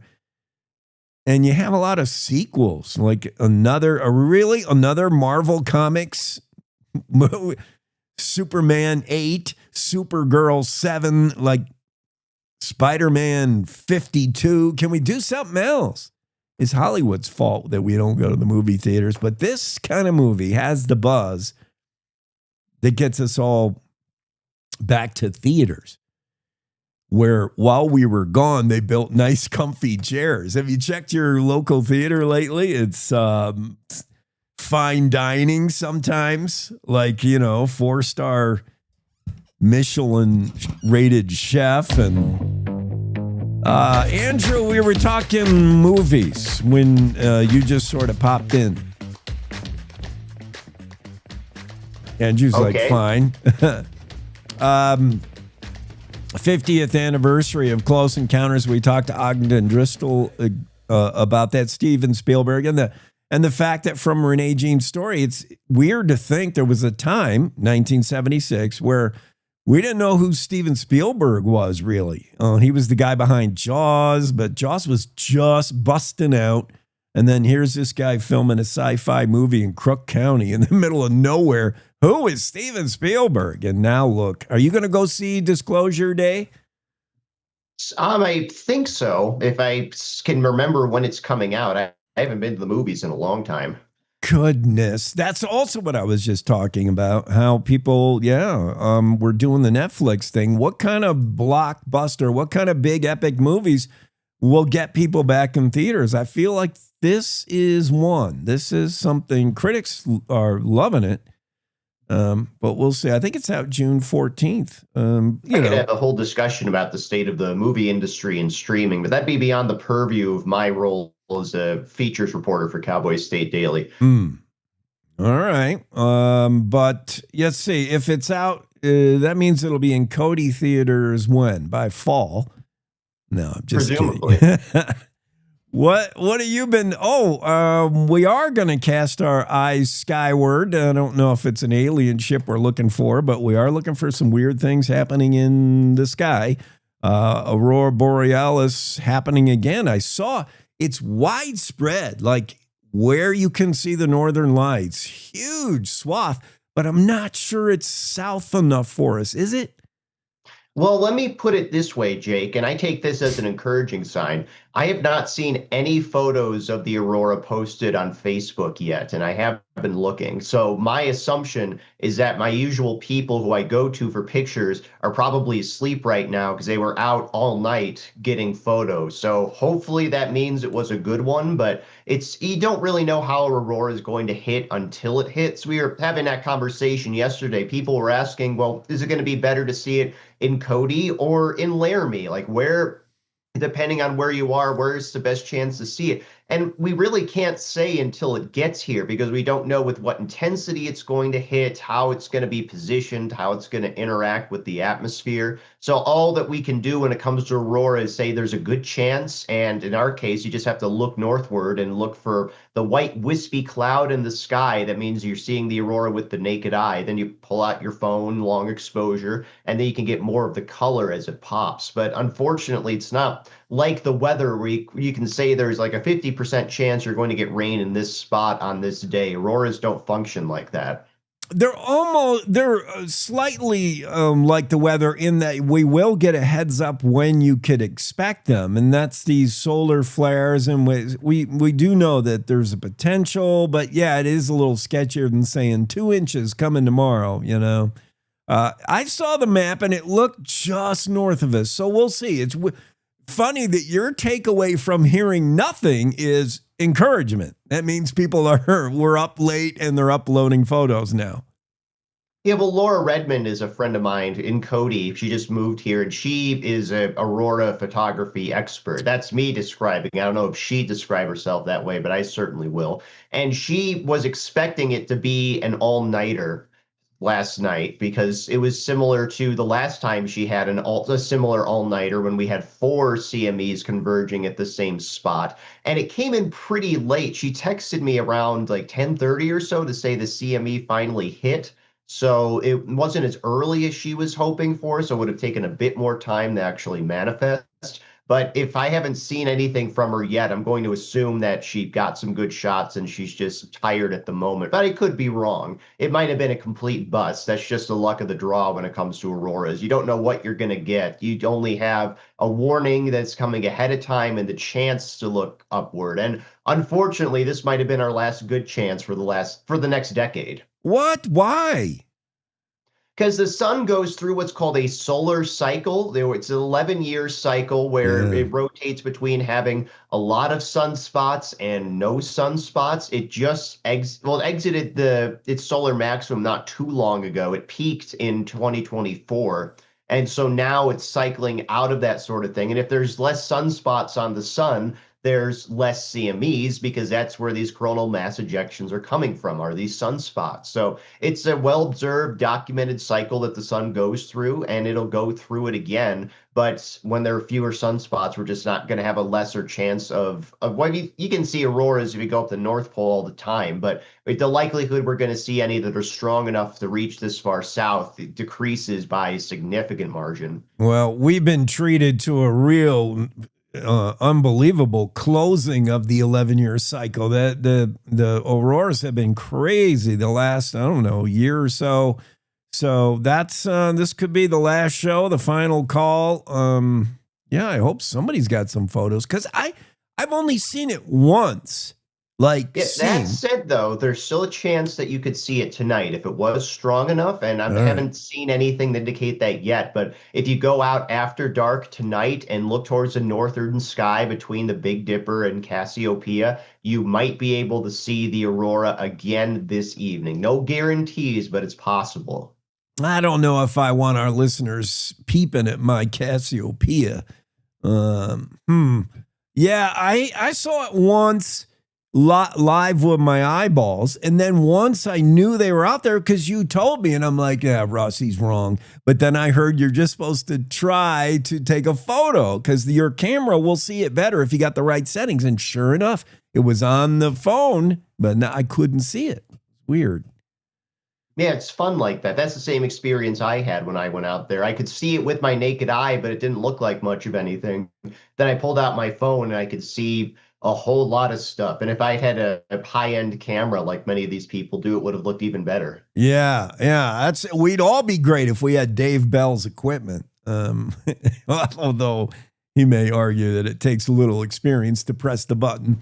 I have fun with wedding photographers. I did a wedding last night, so I don't want to hear it that people are up late looking for the Borealis. I was up late and awake 5 hours ago. But yeah, at weddings, I always say, let's trade jobs. I tell the wedding photographer, let's trade jobs. I'll start taking pictures and you play some music. And And nobody's ever taken me up on it. I'm a horrible photographer. My thumb's in every shot. Well, I imagine weddings are maybe even harder than auroras, because auroras, you just have to find the right spot and point the camera and let it do its thing. At weddings, you don't know if the bride's going to stay in frame or not if you're trying to get a good shot. Right. And this bride was hard to keep up with. She was dancing all night. Thanks to yours truly. Yeah, she was a whirling dervish. What are you working on? Gusto. With gusto. What are you working on, Andrew? What do we see over the weekend? Dinosaurs? I've got a space? couple interesting things. I'm finally going to track down the history of a very interesting painting. And we tend to shy away from painting stories at Cowboy State Daily. And I don't want to get into too many details because I want people to be intrigued. But this one is worth talking about, to put it mildly. Oh, is it at the Cody Museum, the Buffalo Bill Museum?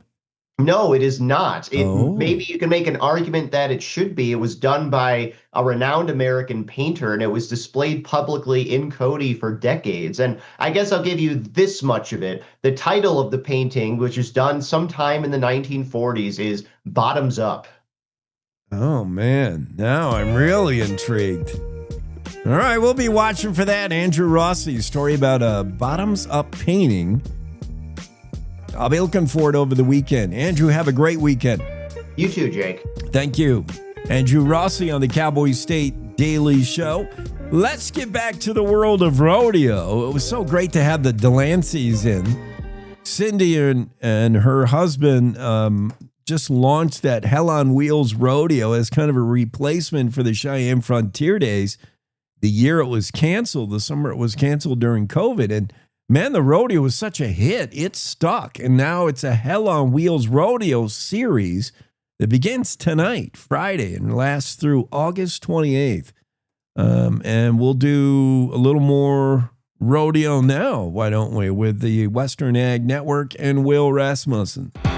It's the Rodeo Road Show on the Western Ag Network. Hi, everybody. I'm Will Rasmussen, headed for Darby, Montana, and the Dutton Ranch Darby Extreme Bareback Riding event. The top 65 in the world of bareback riding are there, but there are two very important bareback riders that are gone because of injuries. We'll talk about those two cowboys on the Road Show coming up next. This is Rachel Gable at Western Ag Network. Ag news can be heavy, and making a living in this industry can really be challenging. We understand. If you or someone you know needs a mental health resource, the Agri-Stress Helpline has trained folks answering calls and texts to 833-897-2474. We're proud you turned to us for your ag news, and we want to remind you just how valuable you are. Be careful. And don't forget to check your cows, check your fields, and check your neighbors. Be part of something bigger. Join the American Sheep Industry Association today. Producers who join their state sheep association automatically gain ASI membership and access to national resources and representation. If your state doesn't have an association, no worries. You can still sign up individually at sheepusa.org and stay connected to the future of the industry. Your voice matters. Your membership counts. Again, learn more at sheepusa.org.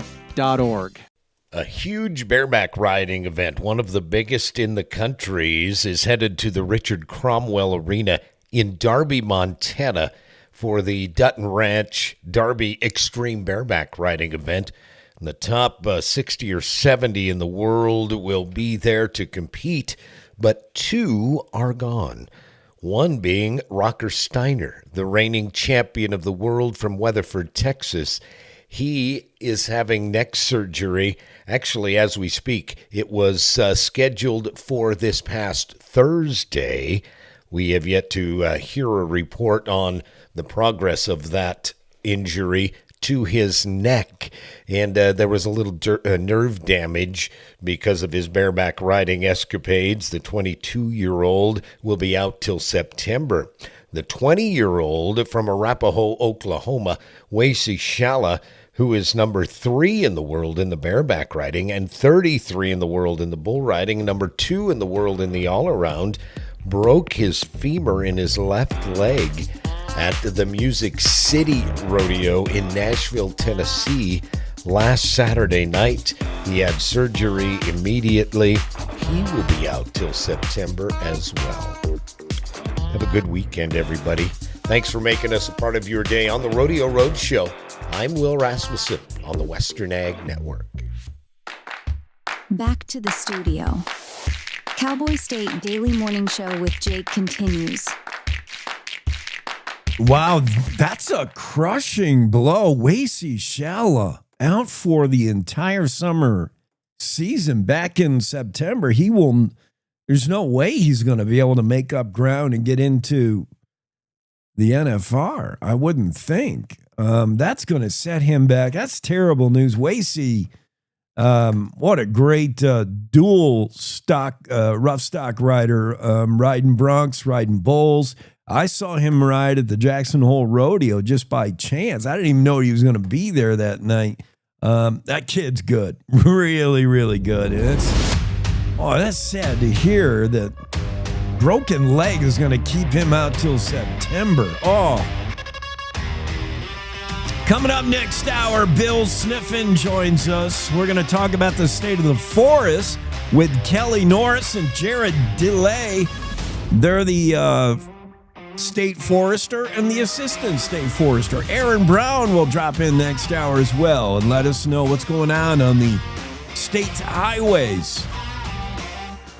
As the men and women who wear the badge and wear the green, is it green or gray? The Wyoming Highway Patrol? That's all coming up next hour as we're rolling along on a finally Friday edition of the Cowboy State Daily Show. We're at the halfway point with more to come. It's time to take a look at what's happening around Wyoming. From the Cowboy State Daily News Center, I'm Mac Watson. Wyoming Governor Mark Gordon joined President Trump in Washington, D.C. on Thursday as the president invoked a national security law to send $700 million to the coal industry. Cowboy State Daily's Claire McFarland reports that includes $75 million to boost construction of a coal export terminal in Oakland. They're going to fast-track construction of the Oakland, California coal port, which is a huge deal because Governor Gordon has been courting these industry people in Japan, Taiwan, saying, look at this clean coal we have in the Powder River Basin. And it is comparably clean. And so without a port, you can have all the clean coal in the world, but then be kind of stuck when it comes to Asian markets. So actually, that's the huge thing, is that this gives that outlet. While calling Gordon a great guy, the president invoked a Cold War-era law designed to boost energy production in the face of national security threats to allocate $700 million in public money for the coal industry. Speaking of coal, the Environmental Protection Agency announced Thursday that it is proposing a rule to change an Obama-era 2014 Wyoming Regional Haze Plan that would have shuttered the Dave Johnston Unit 3 power plant in Converse County. Cowboy State Daily's Claire McFarland reports EPA Region 8 Administrator and former Wyoming legislator Cyrus Western called Thursday's announcement a win for Wyoming. That plant was due to close by the end of 2027. And it's just the start of the process. They're proposing a rule to reverse that so that it continue its, what they say is a lifespan that goes into the 2040s. And of course, Wyoming jobs, Wyoming production revenue goes along with that. Governor Mark Gordon, in an EPA statement Thursday, called the maneuver proof, quote, that environmental stewardship and energy production can go hand in hand. I'll be back with more news from the Cowboy State Daily News Center right after this. Here's another driving safety tip from WYDOT. Taking your eyes off the road, even for a few seconds, can lead to disaster. Focus on the road, not your cell phone or your car's radio. This has been another driving safety tip from the Wyoming Department of Transportation. My name is Joanne, and I'm a mom of 6 here in Casper, Wyoming. When you raise a family here, you don't just think about today, you think about the future, where your kids will build their lives and where your grandkids might grow up. What worries me is that my kids will have to leave Wyoming to find good, high-paying jobs. That's why Build Wyoming matters to me. Data center jobs are high-quality, high-paying jobs, the kind that give families a real reason to stay and build a future here. Give our kids and grandkids a reason to stay, and they will. Build Wyoming with Prometheus Hyperscale. Go to buildwyoming.com. Cowboy State Daily News continues now. President Trump's lifting of restrictions on motorized use of federal lands dating back to the 1970s has some Wyoming motorsports enthusiasts cheering. But Outdoors reporter Mark Hines reports that others worry that it will cause a wildlands disaster. Trump just pretty much wiped the slate clean and got some mixed reaction today. Of course, I talked to some motorsports enthusiasts and they said, hey, this is great. This is cool. It gives us more access for the public. This is what public lands are for. Other people are like, motorized users are maybe a small percentage that has a huge impact on the wildlife and all of the users. So from their perspective, it's maybe a little bit unfair that everywhere we go now, there's going to be dirt bikes or ATVs ripping around. Like, where are we going to go to have quiet spots? The Trump administration rescinded Executive Order 11644, issued in 1972 by then President Richard Nixon, along with President Jimmy Carter's 1977 Executive Order 11989, which amended and strengthened Nixon's order. Wyoming State Senator Sherry Steinmetz on Thursday said she's calling for a poll among legislators to see if there's enough support for a special session to address data center concerns like water use. Cowboy State Daily's Claire McFarland reports that both the governor and Senate president called such a move premature. She dispatched a poll to the full legislature saying, hey, I'm looking at Governor Gordon's order, and I think that the legislature should be addressing this. So how about a poll to see who's interested? Let's talk about water. Let's talk about some of these controversies surrounding data centers. And the Senate president and the governor were both like, the legislative committees, lots of them are working on this. It's a dedicated topic in multiple legislative committees. So let's let them research this and see what happens. Steinmetz sent the request in an email to State House Speaker Chip Nyman of Hewlett, Senate President Bo Beitman of Ranchester, all legislators, and Legislative Service Office Director Matt Obrecht. And that's today's news. Get your free digital subscription to Wyoming's only statewide newspaper by hitting that daily newsletter button at cowboystatedaily.com. I'm Mac Watson for Cowboy State Daily. Jason, let's go see your room.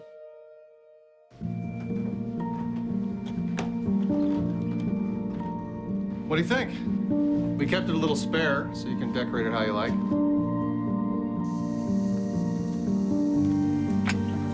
Dinner! Go? Excellent. Soccer is fun. Yeah, I saw you guys out there. We're the family. Yeah! Oh, I thought you were on my team.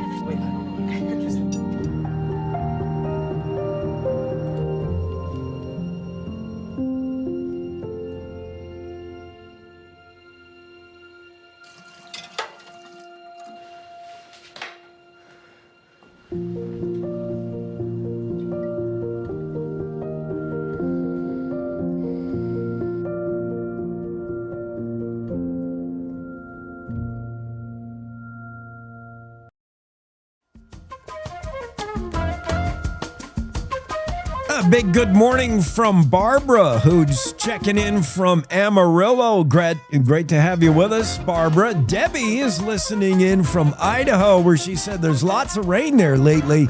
No fires yet. That's good news. And the Line Shack, Line Shack Lodge in DuBois, also listening in today. Great place, by the way. Let's get this guy's listening in, and now he's going to be talking in.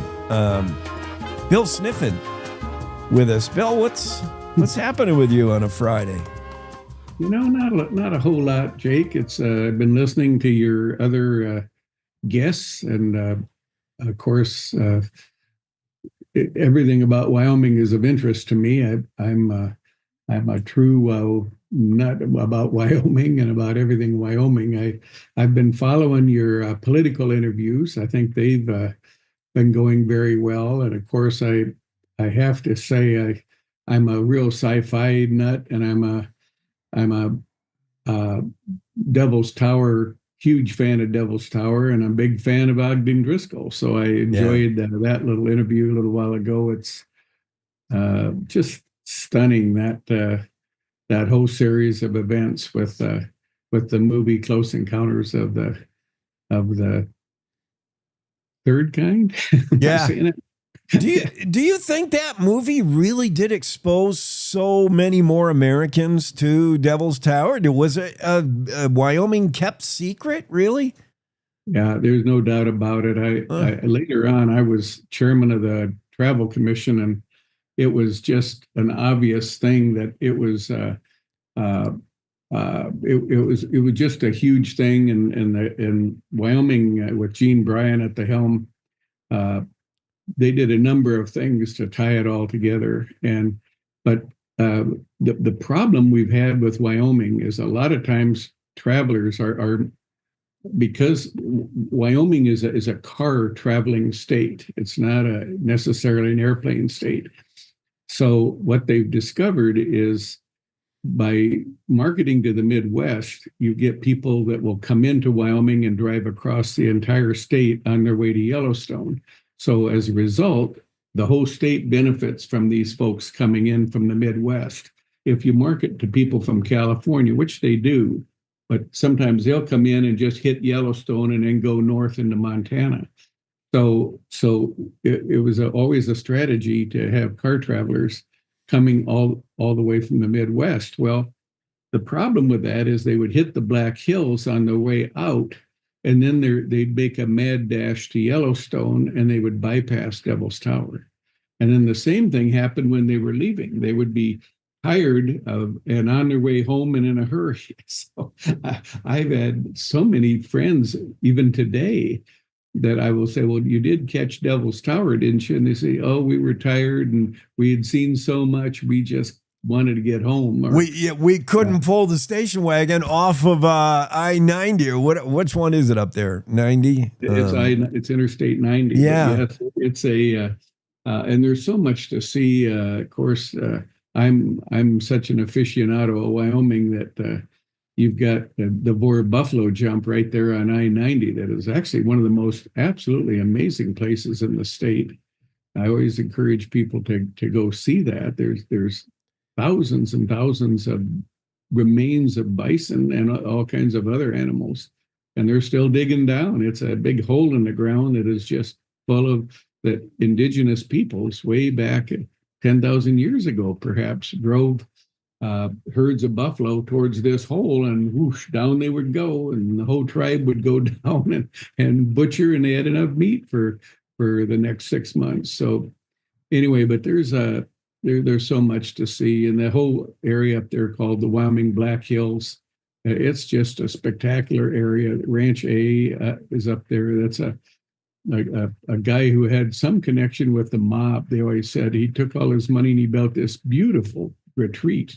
And then somehow the state of Wyoming ended up with it. And an old friend of mine named Pete Smith used to run that, but it's available for conventions and business meetings. But there's a lot to see in that area. Anyway, I'm a big fan of Northeast Wyoming. A lot to see in Wyoming that people miss or never do see. And I think a lot of it, you mentioned why you think it happens, that they might skip Devil's Tower or miss whatever, the Red Desert, anything you want to see, is that I think a lot of visitors, travelers, just don't budget enough time for this state. Yellowstone is a huge park, and people think they're going to do it in a couple hours. It's all day. And Wyoming is, 5 hours between spots you want to go see. I mean, it's a big state, so I feel for you. Set aside more time, folks, if you're coming to visit the state. You'll spend a lot of time driving. Well, again, I've been to Wyoming or Yellowstone 56 years in a row. So hopefully this year will be my 57th time. But even then, most of my trips have been quick trips or passing through. It's just it's expensive, and it's time consuming to invest the time to really get to know a place. And I always encourage people to, maybe the first trip, you bet, just literally stop, and it's I can't think of what that would be called, but it was just a shotgun approach where you just, boom, you see this, and so you just check it off. You're checking off. There's Old Faithful. Yeah, okay, let's move on. I know. That's no way to tour, and I'm guilty of it too. How many times, Bill, have you done this? And maybe you're better at it than me, but I'm driving to get somewhere. I'm not necessarily on a time constraint, but I'm trying to get from here to Casper or whatever. And I'll see a dirt road that goes off up into the hill, goes all the way in there. I'm like, I want to be on that dirt road. I want to explore that. I want to see where that goes. And I make a mental note. Remember, at the milepost, whatever, one day I'm going to drive down that dirt road and see where the heck it goes. It's so cool. And I never do. I write a column every year, and it forces me to do things. I call it my Wyoming bucket list.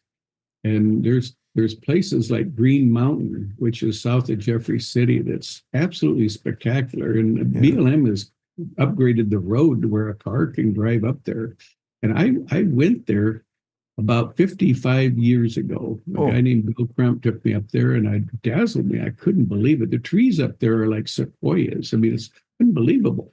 And you know what? I haven't been back since. And yet, when from based in Lander, how many times have I driven by that road? I mean, hundreds, maybe 1,000. I don't know. But every time, I swear, every single time. It might need a revisit, Bill. Although at 55 years later, that mountain is probably eroded to a molehill. But that's pretty neat.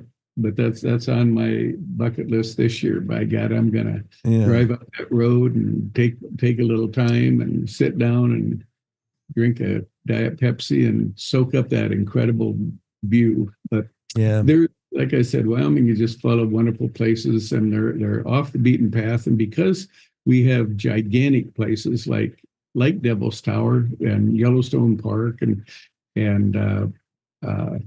the Tetons, and of course, I think Flaming Gorge ranks up there, and the Wind River Mountains and Bighorn Mountains. And I mean, there's so darn many things that the Oregon Trail. I think that you can invest weeks in any one of those things and not see it all. Yeah, and you really should. This is not just, take a photograph and move on kind of a tour. This state's got, take your time. I think there is a trend towards visitation like that, more of spending more time immersing yourself in one area and taking it all in. I think we're seeing that. I would agree. And there's a type of tourism called cultural tourism that kind of came into vogue about 30 years ago. And we were celebrating the sesquicentennial of the Oregon Trail, 150th anniversary, in the mid-90s. And it was stunning how many people we were able to attract to Wyoming. Again, that was actually when I was on the Travel Commission, and we were, and I learned all about cultural tourism because it was people. I didn't realize that people actually, there's a whole group of people that pride themselves that their ancestors came over on the Mayflower. Well, I didn't realize there's a whole nother group who ancestors were on the Oregon, Mormon, California Trail, and so it's a whole nother thing. But anyway, but cultural tourism is a big deal. And with all our dinosaurs here and dinosaur bones and places like Como Bluffs, and there's a lot of that kind of tourism here. And those people are smarter than I am because they come here and they'll spend 2 or 3 weeks at a time and really dive in. But Wyoming's just full of wonderful places. And gotta give a shameless plug for my 3 coffee table books, folks. If you want to find out about them, you can find them at wyomingwonders.com. But anyway, it's I love talking about Wyoming. I love talking about Wyoming. It's June already. Can you believe that? And the weather's so nice, and it's time to get the jalopy full of gas or the EV plugged in and take a road trip, folks. It's so much to see. Well, filling a tank requires a second mortgage, perhaps. But yeah, if you want to tour around. And by the way, if you want to relive and retrace the Oregon Trail, still today you can see discarded pianos and Chippendale furniture. No. But that's what I think of the Oregon Trail. You've come up a lot of great. It's pretty flat, in Nebraska or the Dakotas, and you get to Wyoming, and you start coming up that third rise, and the oxen and the horse, and the father says, "All right, the piano's got to go. That table, the kitchen, like all this stuff." That's 100% true, though, and it's. I'm reading a fantastic book right now called, it's about Jim Bridger. And my gosh, it's just so good. And that man was he was involved in everything. And every time they needed a trail developed, even though he was functionally illiterate, he signed his name with an X with witnesses. But he had an encyclopedic memory of every valley, every pass. And I'm at one point in there where he's guiding a guy named Captain Reynolds, who was a very stubborn guy. And coincidentally, whose great grandson was named Dave Reynolds, was a good friend of mine who died about, maybe 6-7 years ago. He lived in Lander, he was a buffalo rancher. But anyway, so I always heard about Captain Reynolds. Well, here was, and every time Bridger would say, I think we better go that way, Captain Bridger's pulled ranks and no, we're going that way. And of course, they ran into blizzards and they always had to turn back. And but it's really a great story. And how the Mormons battled with him on Fort Bridger, and finally they bought him out, and it's just a great book, and I'll probably write a column about it. But it's Wyoming history, and I mean, and they're walking in the same places we're walking, and riding their horses in the same places we're driving.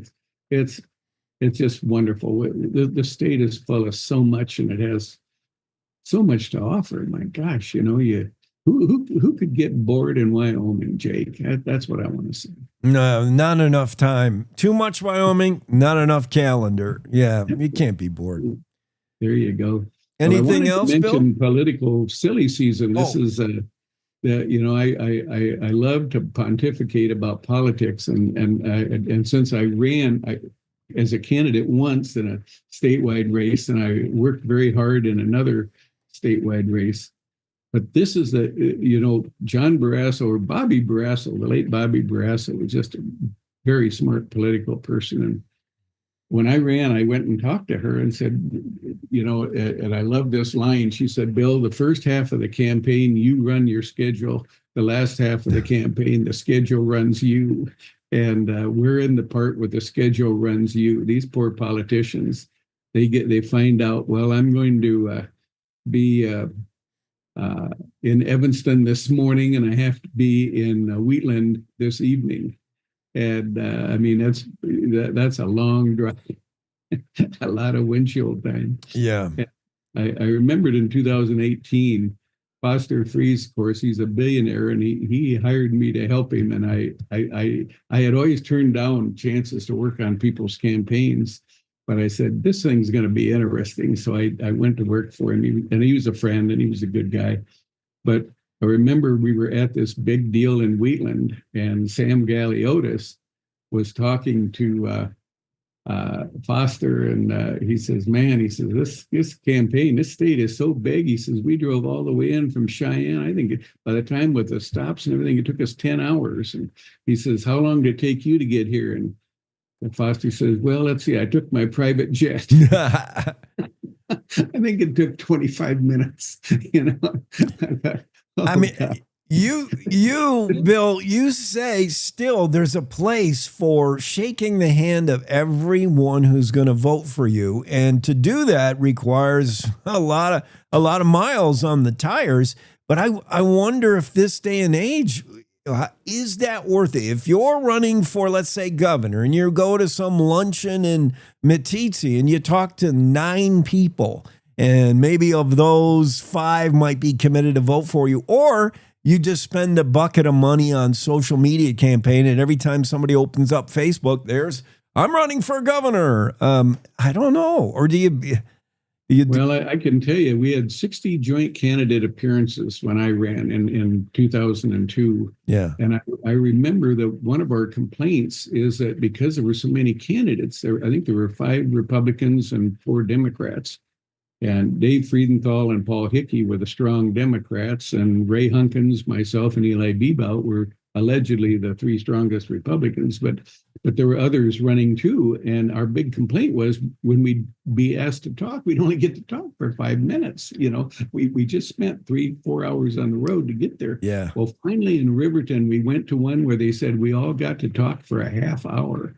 Well, you know what? We looked around the room, and there were 7 potential voters there. All the rest were staff And it was a cable TV meeting, and all the other were cable TV people from out of state. Yeah. And so we thought, let's see, I think there were 9 candidates and there's 7 voters, but we all got to talk for a half hour. You get a half hour. Try not to bore the handful of people that are here. My Lord, it was just terrible. But that, like I said, that's the real problem, is picking and choosing where you need to be and where maybe I better skip that one. Silly season. It's the campaign trail just heating up. We're in June, then July, then the primaries. I mean, it's going to be here quick, Bill. We got to. I want to say that I thought Brent and Bo both did very well, and I thought Chuck Gray, doggone it, he's too doggone serious. He's got to lighten up a little bit. I've been telling that to him. But I don't know. I can find something I admire about every candidate. For instance, in the U.S. House race, just this week, we've had Secretary of State Chuck Gray on.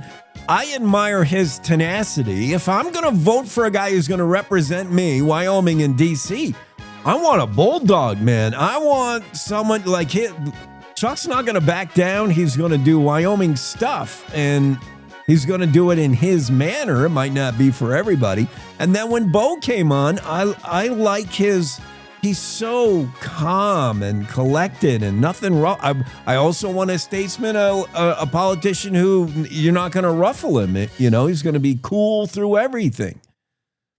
Yeah, it's hard to figure. And of course, my God, you're from Wyoming. You're dead last on the roll. And there's, I don't know how many hundreds of representatives, 435. I mean, you need to have somebody. We were very blessed to have Liz Cheney until she went off the rails, because she went into that office with some real horsepower. And, Harriet has too, and Cynthia did too. But it's really hard to make a name for yourself, man. Yeah. Yes, you need somebody a real fighter, I think. All right, we got to get out of the way for a commercial break, and our foresters are coming in. We're going to talk about the forest, Bill.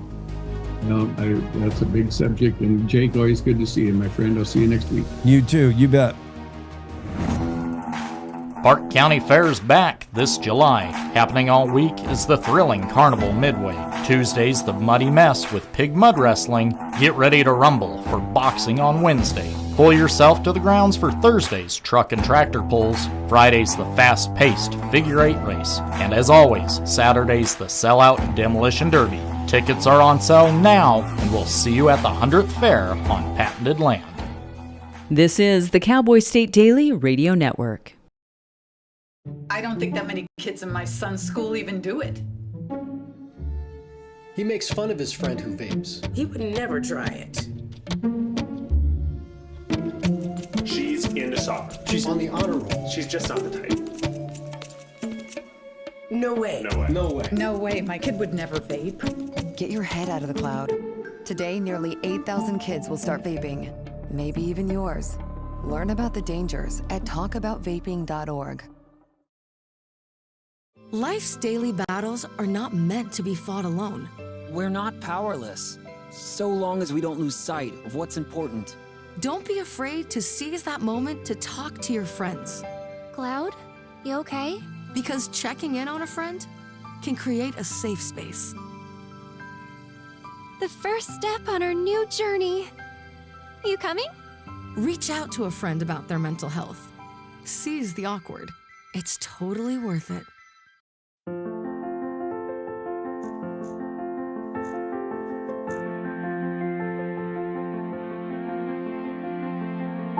There are a lot of words I would use to describe my daughter. Kind, strong, hilarious. When I think about how much she's experienced in her life, on a journey that we're now on together as a family, I'll make you something to eat, okay? we can't help but be inspired by her every day. Hey, Mom, we're about to start the movie. Oh, yeah, I'll be right there. Okay. So really, We're the lucky ones. Learn about adopting a teen from foster care. You can't imagine the reward. Visit adoptuskids.org.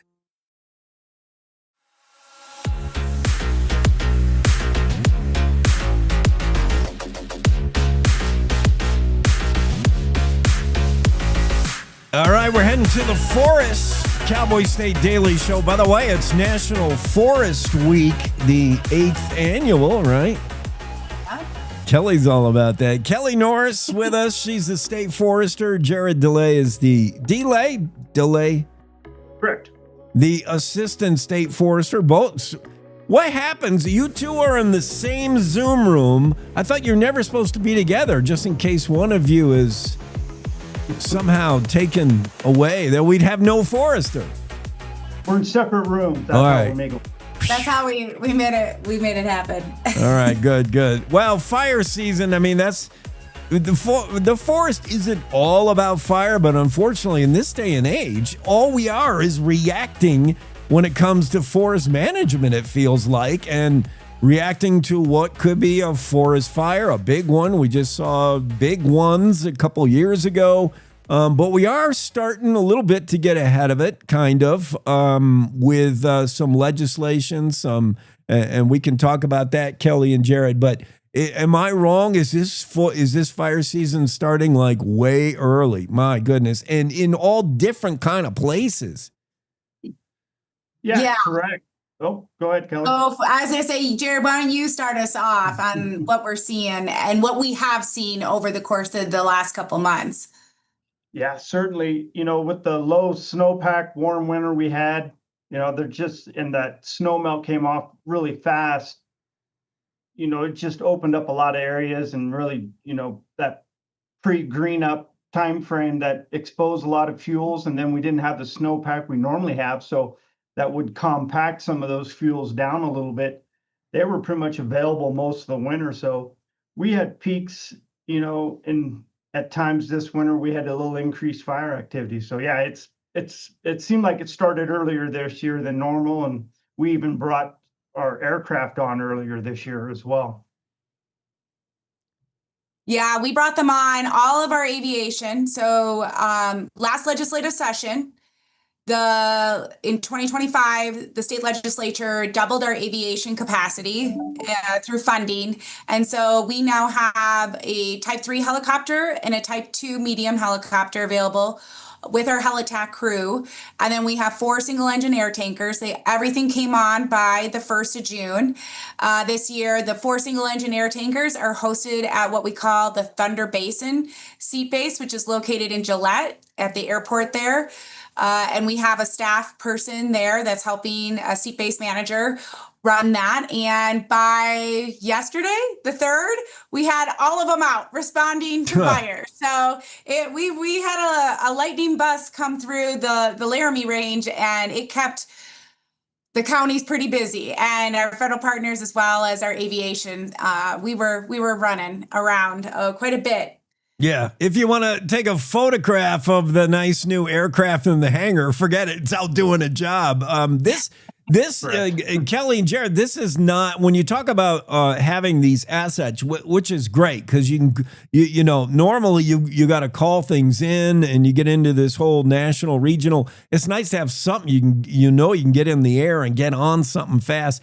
Is this have anything to do also with establishing the 2 wildland fire crews in Douglas, in Lander, these 2 modules being stood up thanks to the last budget session funding?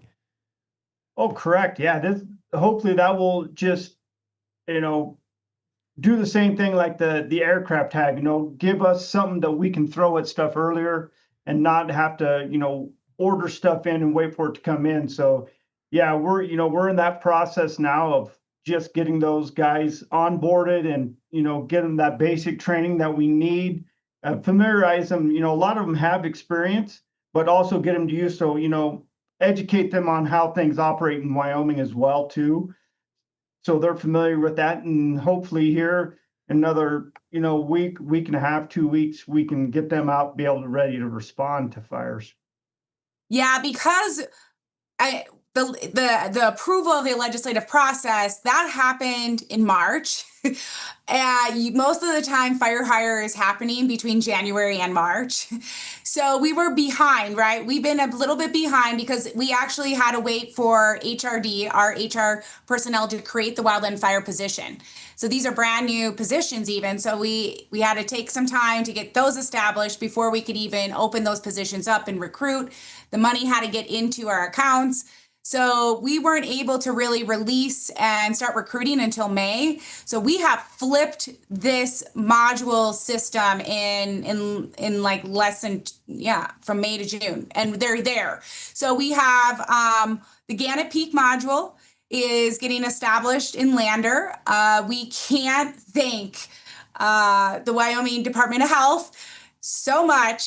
They've been incredibly helpful with us because the housing that we have them in is their housing. At the Inlander at the Wyoming Resource Center. So we were able to move in and they've opened up their facilities to help us really get that established and establish an office there in Lander. And so we've literally also in the last month moved our staff from Riverton over to Lander, our foresters, and now we have a module there.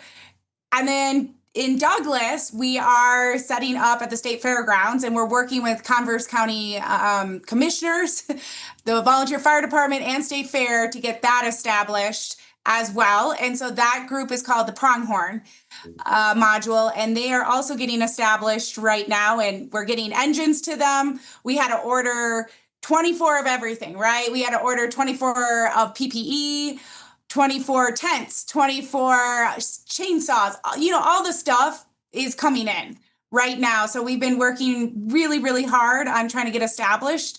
And fire season is here.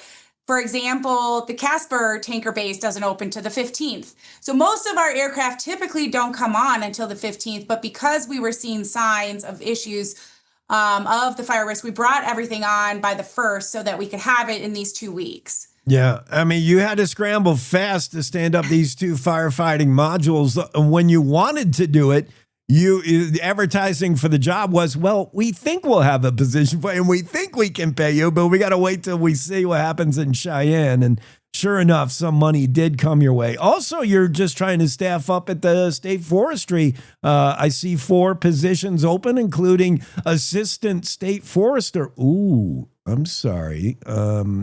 Maybe we weren't supposed to say that, Jared. No, Jared's job's not up. You need a PIO. You need some people will tell you how you can get involved with the whole forest. I want to talk about, again, the fire season 2026 off to a fast start. Maybe 300 something fires already, 300 plus, 16,000 acres already burned. Not startling numbers, but here's what's startling. In my neck of the woods on Togety Pass, Spread Creek Fire, I've been in there a lot. This is 8,000 feet. If this place burns, it would burn maybe in September when it's dried out. To think of fire there in mid-May, that's stupid. That can't even, that place is fairly green and high. That fire tells me all I need to know about this season. It's troublesome. I think I sent a text to Jared, lightning in May? What the heck is going on? Why are you dealing with fires at the BT in May? Yeah. Yeah, that really goes to show you, the lack of snowpack and what it did to the heavy fuels, those big logs that are, standing there, that they just didn't take up the moisture. And we even had, just this week, a couple fires up in the Laramie Peak area. They spread pretty well in the finer fuels, the grasses, but it's really, once it got into those heavier fuels, those deadened down logs, that really, hampered some suppression efforts. Yeah, I mean, grass fires this time of year, but forest trees burning, that's weird. What do you do to collect info about how dry the forest is? People like me, late people say, oh, it's really dry. For you, you've got all kinds of terminology. You know exactly how dry. You've got people, fuel specialists, that give you feedback on what, how tindery we are out there. You always know, right? Yeah, correct. There's a lot of interagency work with our federal partners and our local partners of just, whether it's just preseason meetings or just regular touch base meetings we have that we know what's out, how dry stuff out there. But we also, there's some models out there that take weather and, some of that duration of how long it's rained that kind of computes what some of the fuel moisture is out there. Then also a lot of the federal partners, they go out and physically take fuel models or fuel samples and get out what that moisture content is for them. And we share that information around to everybody. And we do, what are the things, if you're in the public, there are fire restrictions on right now. We had quite a few fire restrictions go on very early this year, which was uncommon, but that just told you there was no snowpack, right? And some of them came off during the month of May. We had precipitation in the month of May, and many of them are coming back on.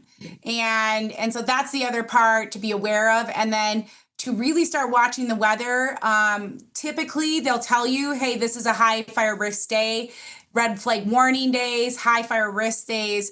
Those are things to be really cognizant about. And we have one of those weather systems coming in this weekend on Saturday.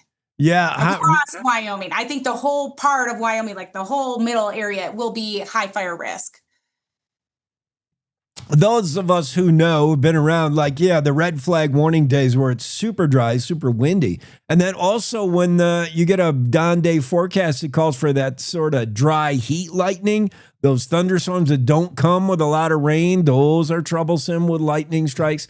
Kelly, Jared, you just hit on it a little bit. I wanted to get an idea of what is your input when the different agencies are trying to figure out where on the fire danger meter we move to. Now, the Park Service has their own internal, and the Forest Service does it their way. What does the state forester provide any input on where we should be with fire danger, and especially where we should be with backcountry restrictions or outright bans? I mean, counties do that.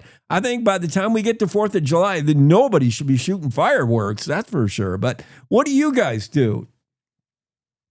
There's some, it goes back to those interagency meetings we have, between the Casper dispatch zone, the Cody zone, Great Plains over in South Dakota. There's a part of Wyoming that's in that zone, and also in the Teton area.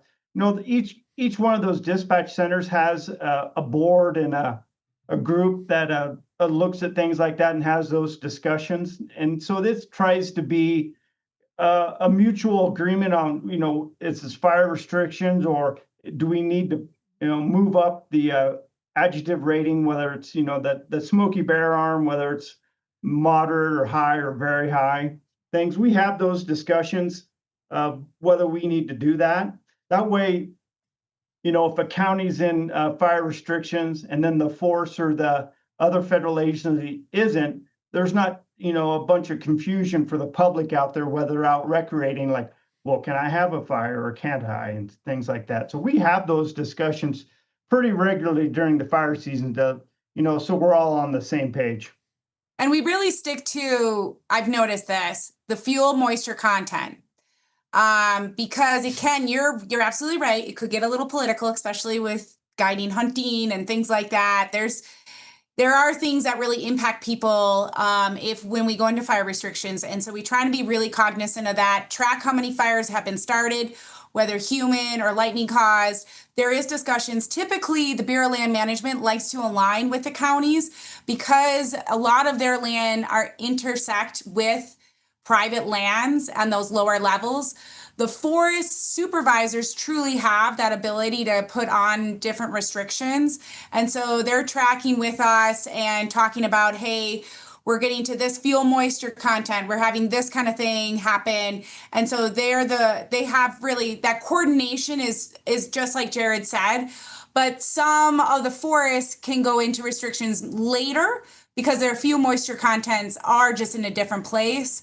And versus, down at 6,000 feet where the BLM lands may be intersections, it's drier there, right? And so we do see those differences in restrictions. in Wyoming because we just have a lot of different elevation and that's just part of it. Yeah, a lot of communication going on with the state forestry. I'm sure email, phone, Zooms like this. But then once a year, you actually face-to-face interface. The Wildland Fire Interagency briefing happened late last month. What'd you learn? That it's a fire season, could be scary. Yeah, and I think the federal agencies are taking it very seriously. Both the chief of the Forest Service and the chief of the new Wildland Fire Service and the secretaries are taking this year's wildland fire risk very seriously. Across the West, Wyoming actually looks better than certain states like Colorado, who are even in a higher severe drought. And so we know that there's an extreme amount of risk across the West. We're really dry. And once these areas start getting really active, there is going to be a fight over resources and availability. And so the more we can be aggressive and put these fires out as quickly as possible, the more likely we'll have resources available for the next fire. And that was a lot of the conversation that we had. And really here in Wyoming, we're all hands, all lands. Like we work together. When we have fires, it is expected that you will have federal, county, and state showing up to that same fire. And we're coordinating together to put that out. And so we continue to have that commitment across local, state, and federal. And I think that's really been effective for our state. One last thing before I let you both go. It's the health of a forest. The challenge isn't only forest fire. There's also pests, bugs, mountain pine beetle, spruce beetle, and this new EAB, whatever this thing is. I had no idea, thinking, how do these things spread? I mean, the wind blows a beetle to the next tree. It could also spread through transportation of your firewood. So be thinking about that. You got a game plan for these bugs, these pests? So we're going to really recommend we watch what people are doing with moving wood, specifically in areas if there is high insect and disease areas. If you're going to cut down a tree that, was eaten by a mountain pine beetle and bring it into your community, make sure it's wrapped with a tarp for a while. Let's try and kill those bugs that are coming down and in. But this drought and the severe drought that we're having is going to impact our forest health. We are expecting, because we didn't have a typical Wyoming winter, we are going to see insects really grow across in our communities, as well as up in the forest. So that is something to be very aware of, as well as just be really cognizant when we are moving firewood. I really recommend we not move firewood from Colorado up into Wyoming. They are about to have a pretty large mountain pine beetle epidemic off the Front Range of Colorado. You're going to see it really change here in the next year. And let's keep those mountain pine beetles down in Colorado. Well, we could play a little catch up with the drought, maybe with a wet summer. That would be great. Yes, we can't reverse what was done over the winter, which was a lack of like a prolonged cold freeze to kill some of those beetles. So they're going to be here no matter what. We all love our forests, but not as much as Kelly and Jared do. Our two forestry state forester and the assistant state forester. Hey, thanks for all the work you do keeping our forest green and safe. Thank you. Have a good one. Cowboy State Daily Show with Jake. Aaron Brown will be here, and we'll talk about Wyoming Highway Patrol stuff after this quick break. Step back into the Old West at the 51st Annual Cody Show, brought to you by the Winchester Arms Collectors Association with the Sharps Collectors Association. Join us July 10th through the 12th at the Riley Arena in Cody, Wyoming, featuring over 300 tables of collectible Winchester firearms, historical treasures, and Western memorabilia. Buy, sell, trade, and get expert appraisals. Don't forget, raffle tickets are available for your chance to win one of 2 short rifles. Showtimes and details at winchestercollector.org. You're listening to the Cowboy State Daily Radio Network. Who can you turn to for news you can trust? Your local TV and radio broadcasters. You trust us to keep you safe during times of crisis and to deliver the weather, sports, and entertainment you rely on every day. We bring you the facts you need to make decisions that matter. And as misinformation floods social media, you can trust your local stations to deliver the truth. Text TV to 52886 and tell Congress you rely on your local stations for trusted news. You handle the healthcare, we'll handle the marketing. In need of a spark for marketing your medical practice? Loom Studio provides creative and strategic healthcare marketing that illuminates the path to bigger and better experiences for your business and your patients.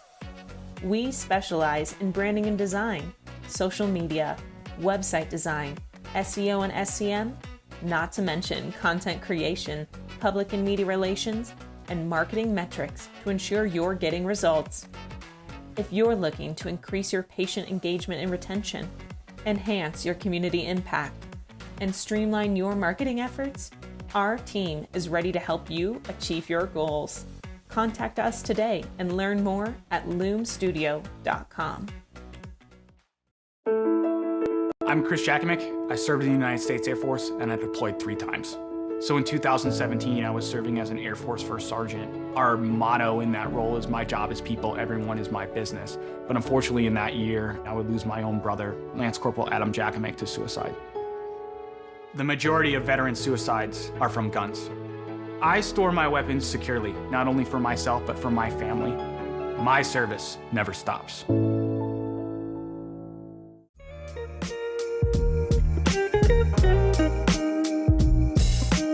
This is a nice, relaxing Friday kind of music.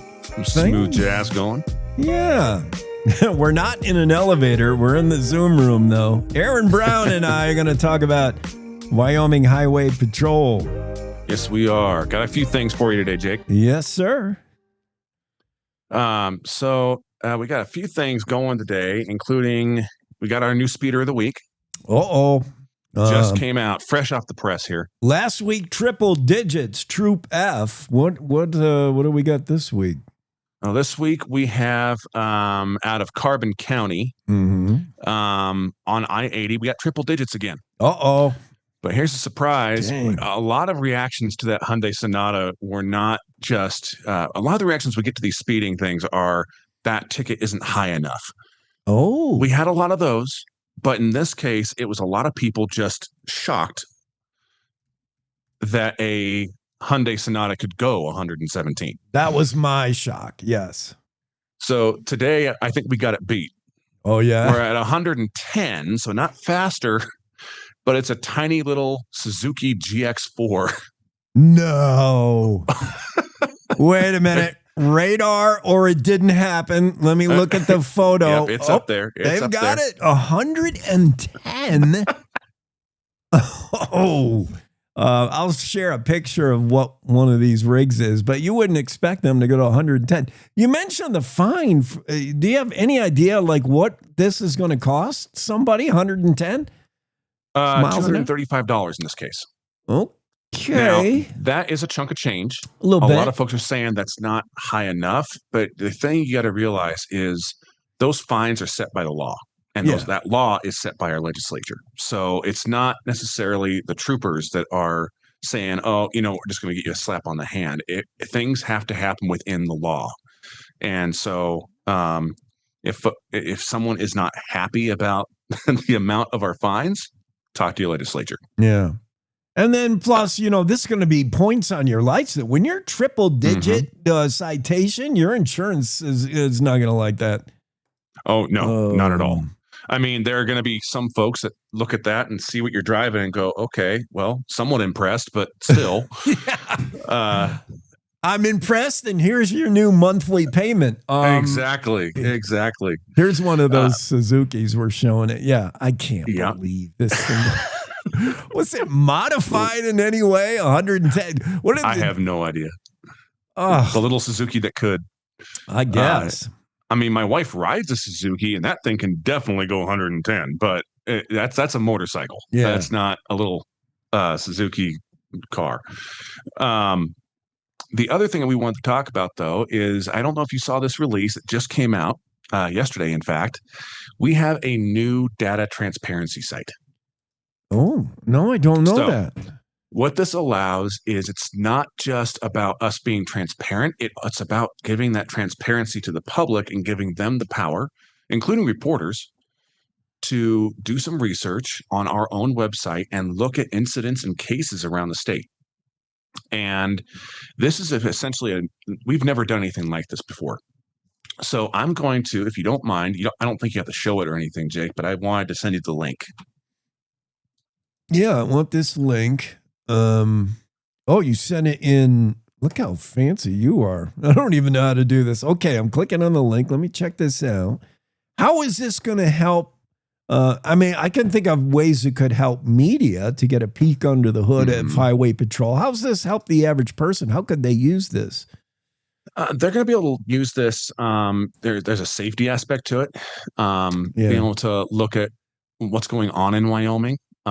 Say someone is coming through or they're hitting the road. They want to know where some hot spots are, like for speeding or crashes or maybe DUIs, that sort of thing. What can I watch out for? While we do not give any identifying information, it may be a way for someone to look at a case. However, we don't go that in depth on it because we're not going to give away, like I said, personal identifying information. You can click on individual incidents. And as an example, someone could look up on this map. If you click the link, you'll see that map. Down at the bottom left, you're going to see incidents and cases. And in this case, I have cases selected for me. And I'm going to hit the little check mark right next to that pop-up menu. I'm going to hit the pop-up menu and I'm going to go to DWI. And that's going to show me where these are happening on a map. And I have 3 different views I can do. I can do a road map that just gives me numbers. I can look at a heat map that gives me, greens and reds and all that. And then I have a choropleth map that actually goes by our zones, our troop zones, and which one has the most. And what we're looking at here is I can tell you just from looking at this map, without having to do too much research, since January 1st to today, we've had close to 100 DUI cases in Wyoming. To date this year? To date this year. Ooh. Man, people still not getting the message. Wow. A majority of them are going to be in Laramie County with 22. Closest behind that is going to be, looks like the areas of Converse and Converse County and, basically Casper area, essentially, where you have, looks like total of 17 between Casper and Douglas, essentially. And then over in Sweetwater County, we have upwards of 14. So they add up. And you can look up different cases though too. We could look up speeding. If we're talking about speeding a lot. We could probably look up speeding here. There it is. So speeding cases, not an absolute ton that's on the map because they're not necessarily looked at that way. Let's see here. But without a ton of visuals that we're going to be showing since we're on the radio, what this map allows you to do is look up different info about what's going on with the Highway Patrol, what we're doing out on the roads. This could help the average person look up a case. It could also help the average citizen look, okay, I wonder what Highway Patrol is actually doing out there. And this will help them see what's going on. It's also going to help reporters, obviously, who need numbers to tell a story. Statistics always help back up a story. And we know that from things we release, and we know that from what reporters have done. At the same time, though, a lot of this stuff, before this came out, you would have to do a request, a Freedom of Information Act request. And that takes time. That's a whole process. Now, you just follow a link and use a filter, and you can figure it out within a couple minutes. Yeah, I'm checking out a map of just my area right now, and I'll share that on our video portion. And you can see incidents. So all this, I mean, it probably wasn't terribly hard for your IT people because all this info, I imagine, is gathered in some kind of database. And in fact, probably in real time. If a trooper makes responds to something or is doing something, like all that's, dispatch, the trooper, all that's recorded somehow. So that data's there.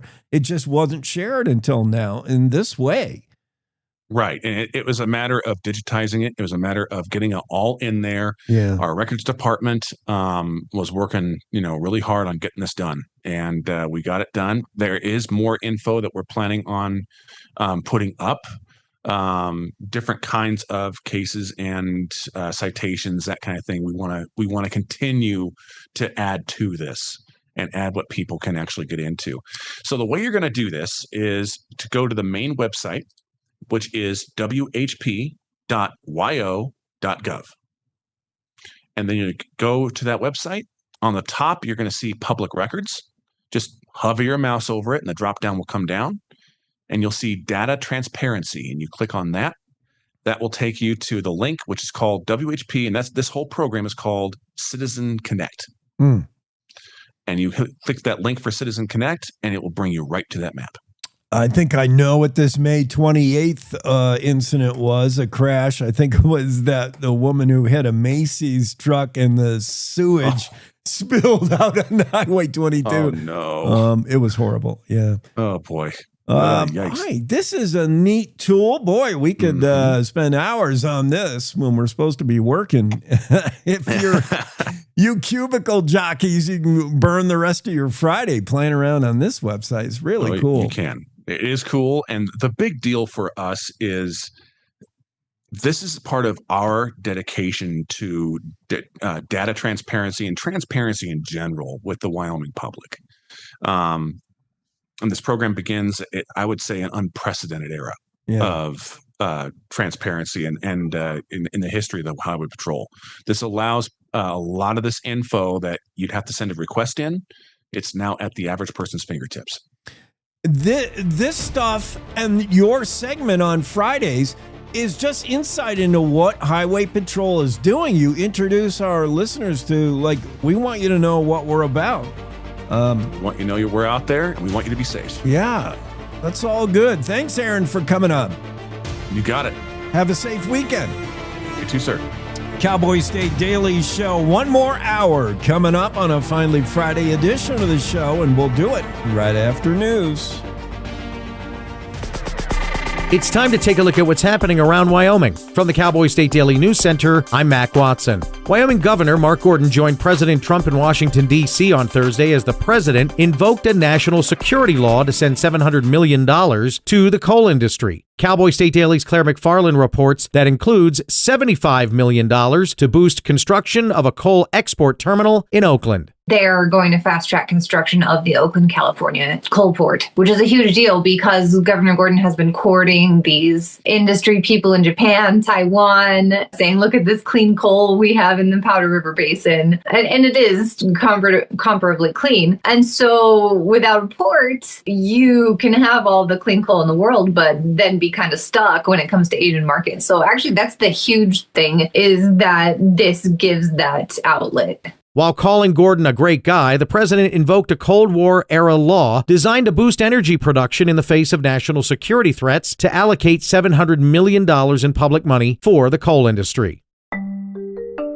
Speaking of coal, the Environmental Protection Agency announced Thursday that it is proposing a rule to change an Obama-era 2014 Wyoming Regional Haze Plan that would have shuttered the Dave Johnston Unit 3 power plant in Converse County. Cowboy State Daily's Claire McFarland reports EPA Region 8 Administrator and former Wyoming legislator Cyrus Western called Thursday's announcement a win for Wyoming. That plant was due to close by the end of 2027. And it's just the start of the process. They're proposing a rule to reverse that so that it continue its, what they say is a lifespan that goes into the 2040s. And of course, Wyoming jobs, Wyoming production revenue goes along with that. Governor Mark Gordon, in an EPA statement Thursday, called the maneuver proof, quote, that environmental stewardship and energy production can go hand in hand.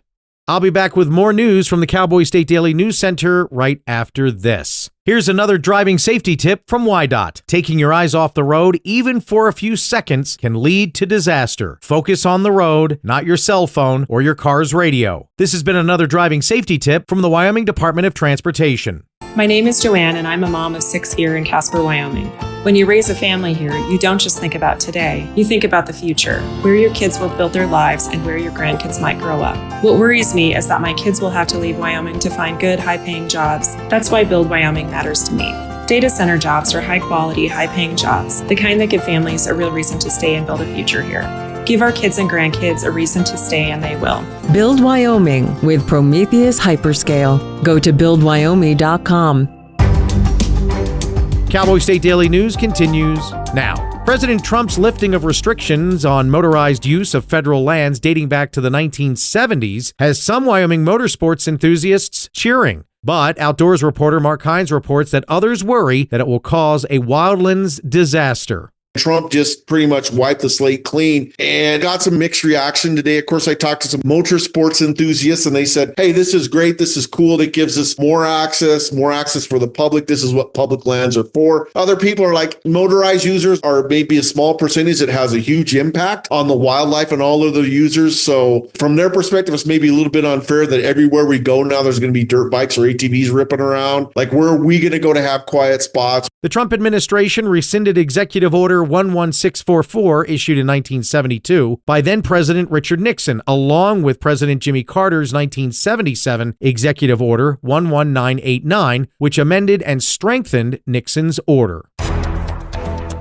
Wyoming State Senator Sherry Steinmetz on Thursday said she's calling for a poll among legislators to see if there's enough support for a special session to address data center concerns like water use. Cowboy State Daily's Claire McFarland reports that both the governor and Senate president called such a move premature. She dispatched a poll to the full legislature saying, hey, I'm looking at Governor Gordon's order, and I think that the legislature should be addressing this. So how about a poll to see who's interested? Let's talk about water. Let's talk about some of these controversies surrounding data centers. And the Senate president and the governor were both like, the legislative committees, lots of them are working on this. It's a dedicated topic in multiple legislative committees. So let's let them research this and see what happens. Steinmetz sent the request in an email to State House Speaker Chip Nyman of Hewlett, Senate President Bo Beitman of Ranchester, all legislators, and Legislative Service Office Director Matt Obrecht.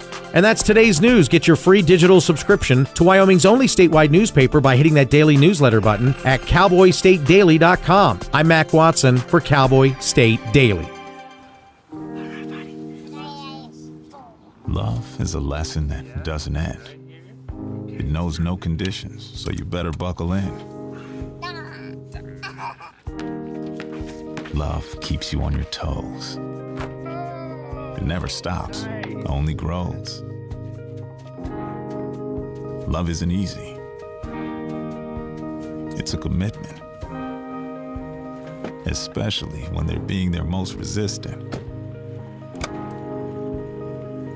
Love is being prepared for the journey ahead. Love doesn't let any concerns go unsaid. Love is finding the right seat so you can take a breath. But remember, love isn't lax. It always double checks. Check that your kids are in the right seat at nhtsa.gov/the right seat. Love protects.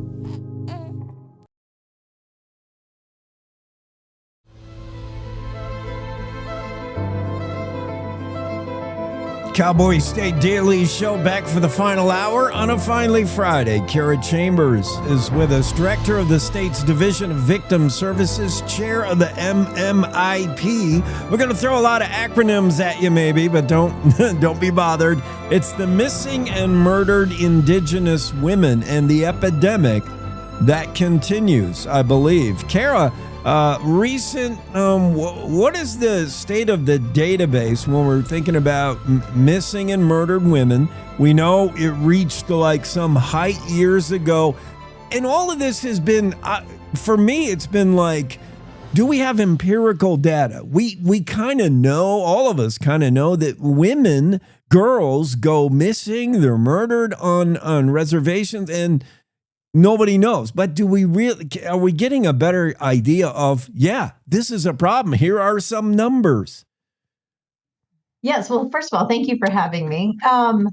Yeah, we do. So that's sort of the point of Governor Gordon's task force. So in 2019, in April, Governor Gordon, who was then a fairly new governor, was asked to look into data, to look into the phenomenon so that the tribes could really have some support for like, hey, this is really happening. This is really a thing. So in July of 19, we started the task force through my office, which is part of the Attorney General's office. Because we had already been doing work with the Human Trafficking Task Force. And there's a really strong belief that there's a strong nexus between the two. So really, what the work of the task force has been since 2019 is to work with the Wyoming Survey and Analysis Center to get that data. And so the very long story short is yes, we still see homicide rates 6 times higher for Indigenous individuals than white folks in our state.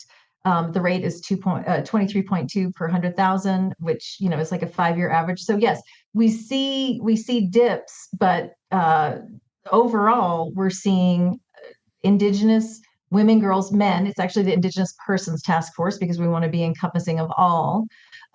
We see their rates of victimization and homicide, reported missing, domestic violence, sexual assault at rates far higher than they are represented in our population. And that's sort of the work that this task force does. The task force is tasked with reporting, database building. Is there any component to asking why? Why are these numbers so high amongst this community? I don't get it. Absolutely. Although a very hard question to answer to really get at the root of it. Really where we started, Jake, was just to show that this was actually happening. The 2020 report that actually came out in January of 21, because you might be aware some stuff happened in 2020 that sort of slowed down in-person interviews and doing the data. So our very first statewide report that came out in 21 really hit a bunch of roadblocks when trying to look into this, not just the why, but the who and the how, because what they determined and what really came out of that report was that crimes against Indigenous people was underreported and underrepresented in the media.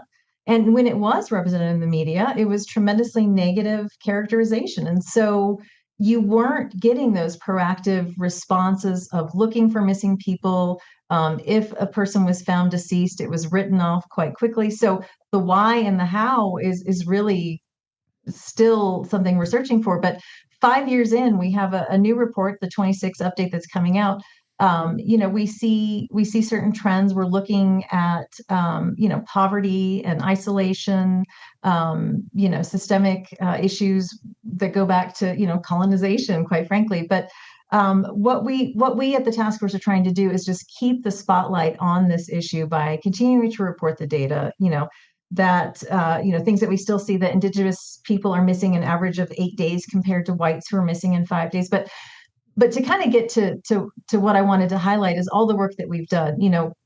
Since establishing this task force, our partner division, also within the Attorney General's office, DCI, has now made their missing persons database forward-facing. I think it's more robust, it's more searchable. We have more links to the national databases that are looking for missing people.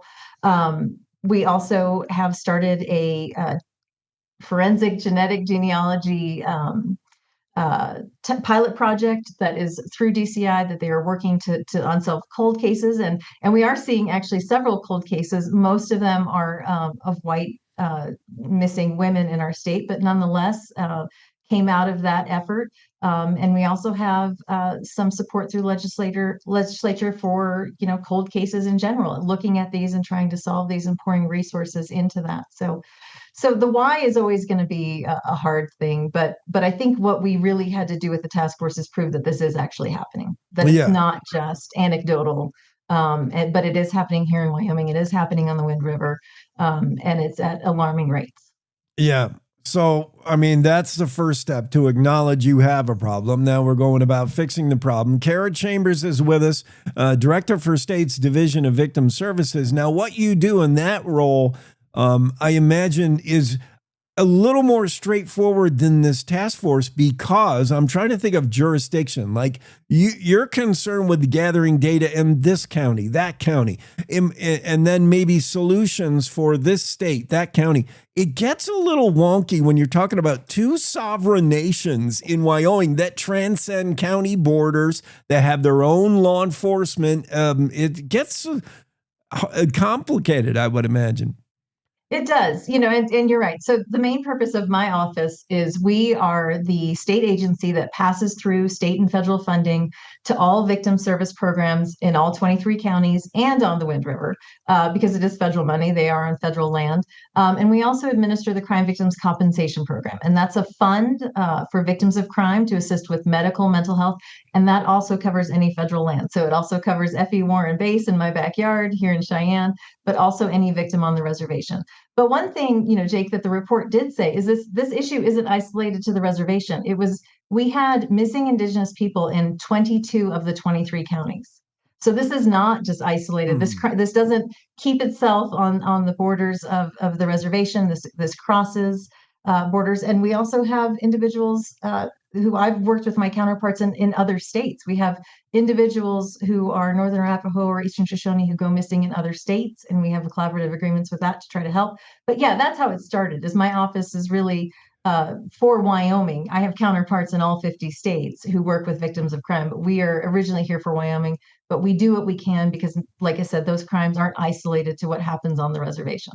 I would not have guessed that. That was one interesting thing to gather. One piece of data is this happens off reservation, happens in 22 of 23 counties. Very interesting. Yeah. Still going to need a solution, going to need an answer, because unfortunately, I think we all knew, and now we do know, thanks to the numbers, that tribal members and their communities are hit hardest by this, missing and murdered Indigenous people epidemic. It continues, still alarming. Anything else you want to add, Cara, about what you're doing? Sure. Well, I did want to add that I'm a month late, but we wanted to point out that since 2021, Governor Gordon has signed a National Day of Awareness for Missing and Murdered Indigenous People, women and girls. And that really came out of a 2013 death in Montana of Hannah Harris. And in 2017, the Montana congressional delegation really led the way for the passage of making May 5th an awareness day. But most people don't know why May 5th. And that's because of the work in Montana, our state to the north. But that is one thing that we can do. And I thank you for having me, because this is just another I think the biggest thing we can do is raise awareness of the issue. I think, like you said, people were moderately anecdotally aware. Of course, the movie Wind River kind of shined some light on that. If I had a nickel for every time someone asked me if I'd seen that movie, I hadn't until we started the task force, because I know that happens, and that's not entertainment for me. That's sadly what we're dealing with all the time. But praise to Tyler Sheridan for putting a spotlight on the issue and on our specific reservation. And I think he's done a lot of good work to raise awareness of this issue of MMIP. I'm glad you brought it up, Cara, because I was afraid to bring it up. But that movie did make it real for me, because these are all numbers and stats to me, and I don't have a connection. And I saw that movie and it got real. And I'm like, I got angry and I got motivated to someone should do something about it. It did work in that way for me.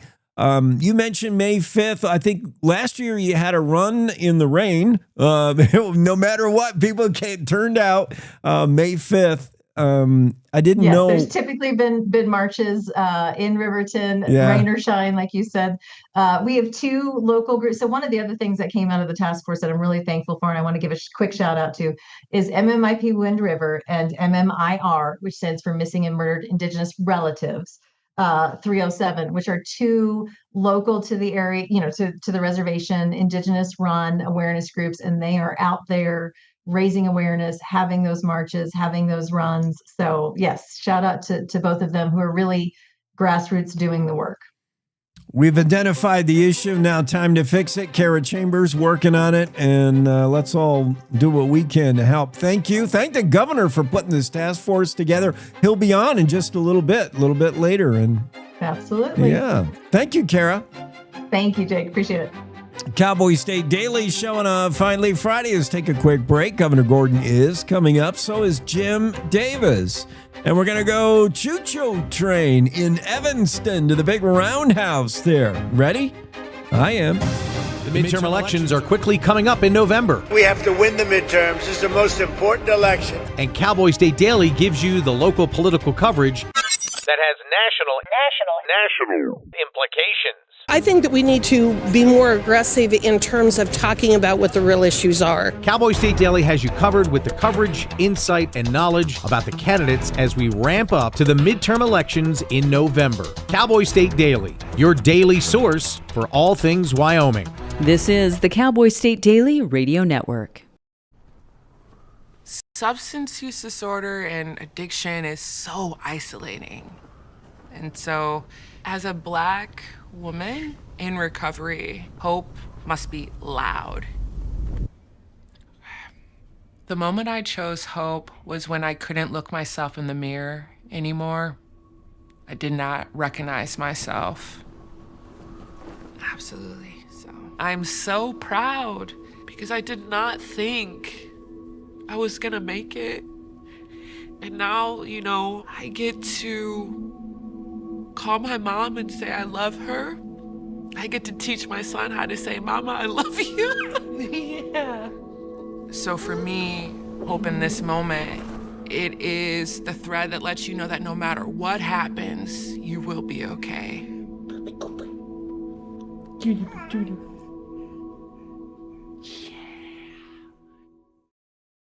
Nestled between Casper Mountain and the North Platte River, you'll find the heart of Wyoming. With a bustling downtown centered around our outdoor haven, Casper is for adventurers, freedom seekers, and rule breakers who find beauty off the beaten path. So if touchable history, a vibrant community, and uninterrupted outdoor recreation define your travel itinerary, allow us to welcome you to the one and only Casper, Wyoming. Plan your trip at visitcasper.com. All right, look at you taking the stairs. Who are you? We're your lungs. We are proud of you for quitting smoking, but you still may be at risk for lung cancer. A routine cancer scan can detect it early when it's more curable. Good to know. Well, I gotta go somewhere. So do we. Listen to your lungs. Get a routine screening that could save your life. Talk to your doctor and learn more at savedbythescan.org.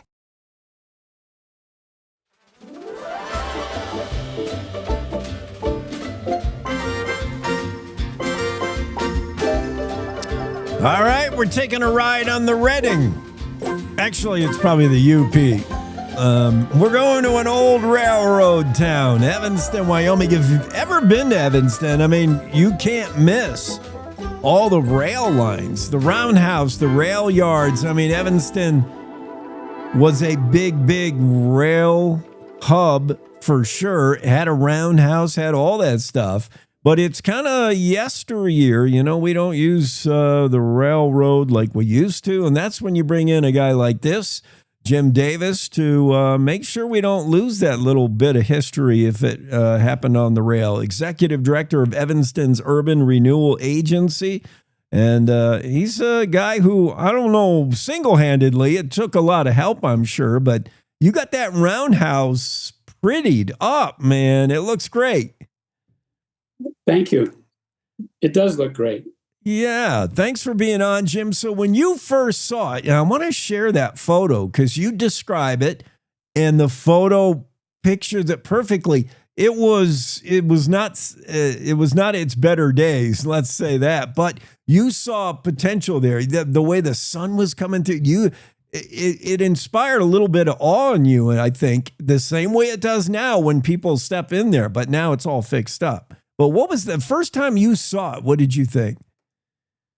Well, it's such an enormous building. It's 63,000 square feet and one common roof into 4 sections. It's a 28-stall roundhouse. And what's unique about it is the turntable still operates. Oh. And the first time I saw it, I was overwhelmed. Of course, my background, I worked for the city. The city owns the roundhouse. And we did preservation on the Union Pacific Depot, which is a few blocks away from this structure. And once we were able to put the depot back together, it gave us a little more buy-in from the community to pursue working on those huge buildings, including the Roundhouse. I can't believe that turntable still works, that table. Explain to people what was the function of a roundhouse. Now, I went to college in a town, Oneonta, New York, and it had a lot of bars in it, not because of the college, because it was a end of the line rail where they had a roundhouse that turned the engine around. That was the end of, that's the end of the line. Turn around, you're going to go the other way. What did you use a roundhouse for? And I see this one, the engine would go in there and it can go in all different directions. Yeah, well, they were built in this case, by the Union Pacific, and they built roundhouses every 100 miles. Oh. So at Wyoming, the way it was settled in southern Wyoming, the major communities are 100 miles apart. And the steam engines would go 100 miles and needed to be serviced. So that's why they were built to service the engines, not to turn them around as such. But trains can't and engines can't turn corners. So all the tracks would lead into this turntable. Then the engine would get on the turntable and turn 360 degrees, if you will, and line itself up to the various stalls, the roundhouse, so they could work on them. So that's the roundhouse. That makes sense. In some cases, the roundhouse is a full circular building. In Evanston, they had a full semicircle. For example, Cheyenne had a full circle roundhouse, but today they only have a section, 1/4 of a section left. Evanston, give me an idea when this was in its heyday. When if you were in downtown Evanston, man, you would hear a train whistle every 10 minutes. I mean, when was Evanston really railroad peak? Well, obviously the rails came through in 1868, and believe it or not, soon thereafter they built a roundhouse. And as time went on, the roundhouse they had was too small for the engines got bigger. So this facility that we're talking about today was built in 1912. So believe it or not, from 1912 to 1926 was this roundhouse's heyday, to answer your question. Now, what happened, the reason it's still standing, and this is my theory on this, is it was closed by the Union Pacific in 1926 because the engines were more efficient and could make a run from Ogden, Utah to Green River, Wyoming. They no longer needed to stop in Evanston. So the Union Pacific closed it down, but then the leaders of Evanston were worried about the loss of jobs. They got on the train, went back to Omaha, which is Union Pacific's headquarters, and basically begged them to reopen the facility. And they did. They opened it in 1927 as a reclamation plant. And what do I mean by that? They repaired and made new all kinds of equipment for the Union Pacific. In the meantime, eventually all the roundhouses throughout the country were closed down. So we were lucky to be the first to close down, and yet we're one of the last ones standing. That's pretty fortunate. Yeah, that's fortunate. You mentioned the one in Cheyenne was full circular. Like, is this one of the better ones, more elaborate ones, or not necessarily? This is pretty indicative of a roundhouse you would have found anywhere on the line.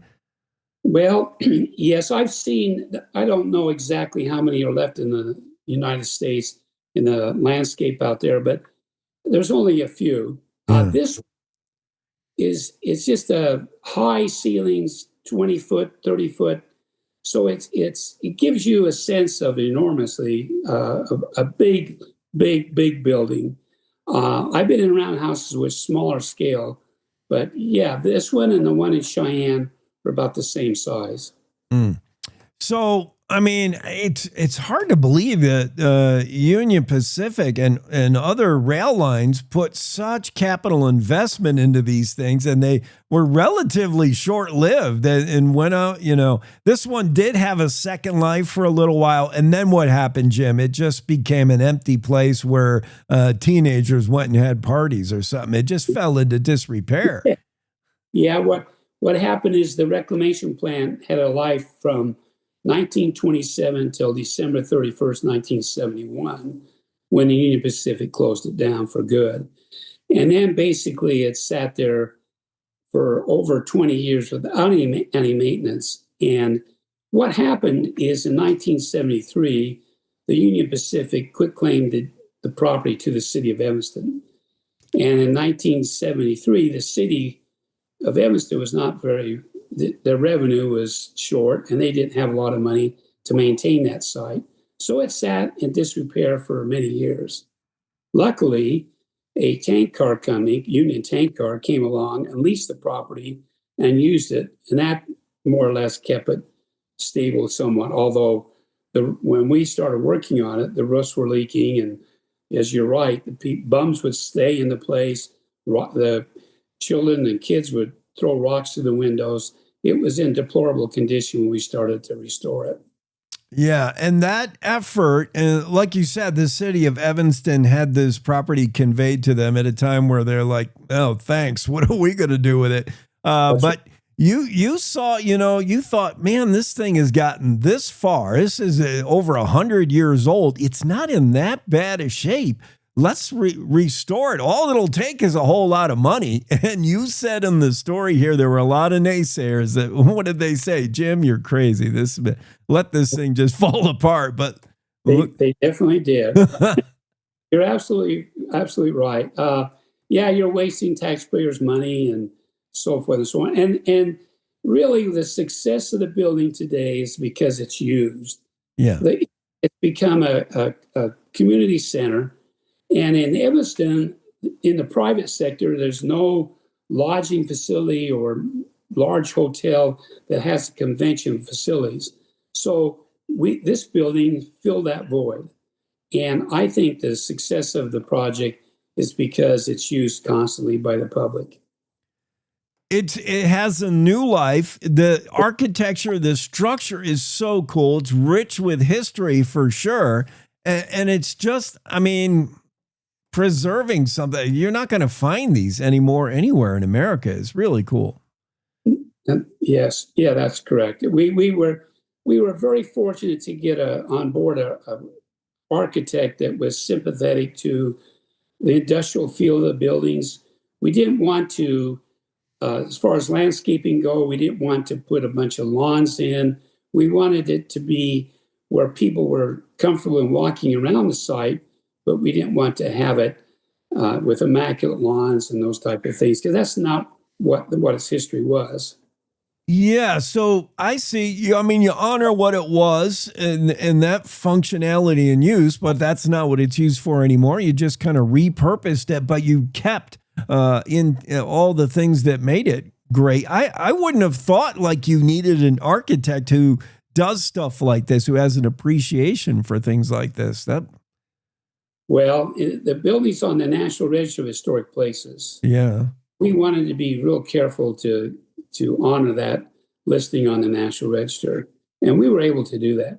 And in addition to this story that we're talking about today, the complex, we call it the Roundhouse and Rail Yards today, and there's three major buildings standing down there. One of them is the machine shop, and it's a 20,000 square foot building, wide open space, and we were able to restore it first. And then the community saw the value of the space because it was being used and gave us more fortitude to go forward and spend the money to restore the Roundhouse. This story tracks beyond Evanston. Tell what is Tracks Across Wyoming? Well, we started that that organization in 1992, and it's now been absorbed by the Alliance for Historic Wyoming. But in its infancy, the idea was to honor all the migration that took place across southern Wyoming. When one travels from Pine Bluff, Wyoming to Evanston, there's such this vast area, and people don't realize the amount of cultural resources that are rich in that 400-mile corridor. And we wanted to celebrate not only railroad tracks, but dinosaur tracks, the Pony Express. The first airlines that carried mail came across southern Wyoming. So there's such a great history and many stories to be told. And as I said originally, about every 100 miles was a major community. So Tracks was able to come together with all those communities to celebrate the history.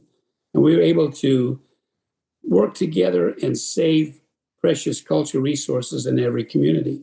For example, in Evanston, we restored our depot first, and then followed by Rock Springs, Cheyenne, and Rawlins. Nice. Because we may need that infrastructure again one of these days, Jim. I know we're honoring history when we talk about the Roundhouse, the rail yards, the Depot Square, but at the price of fuel right now, I think we bring back the heyday of railroad travel. We might. Well, yes, my vision, my dream would be where we could have passenger service again. You know, yeah. For a while, Amtrak came back for a few years, but yeah, it would be nice to be able for me to jump on the train and ride this.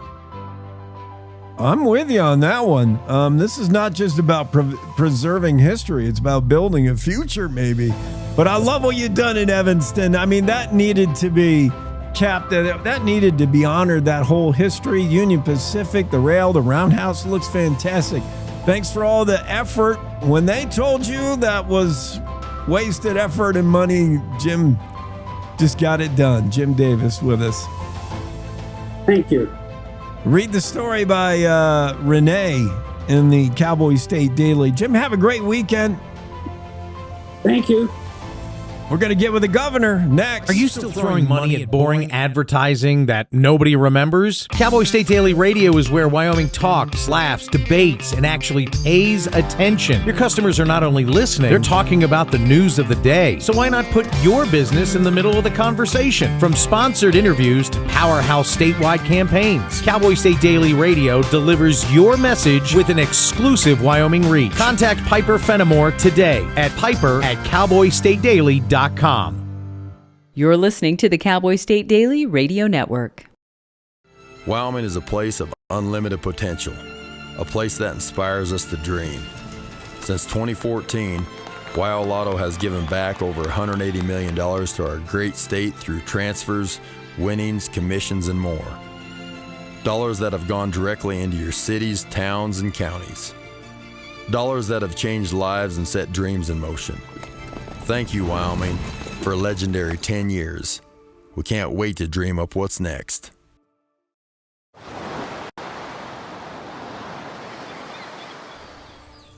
Hear that? That's the sound of your life. Perfectly imperfect.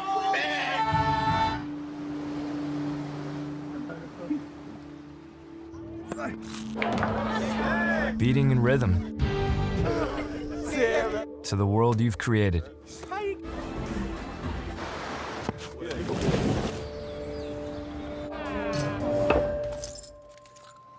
But every time you drive after drinking, the music gets drowned out.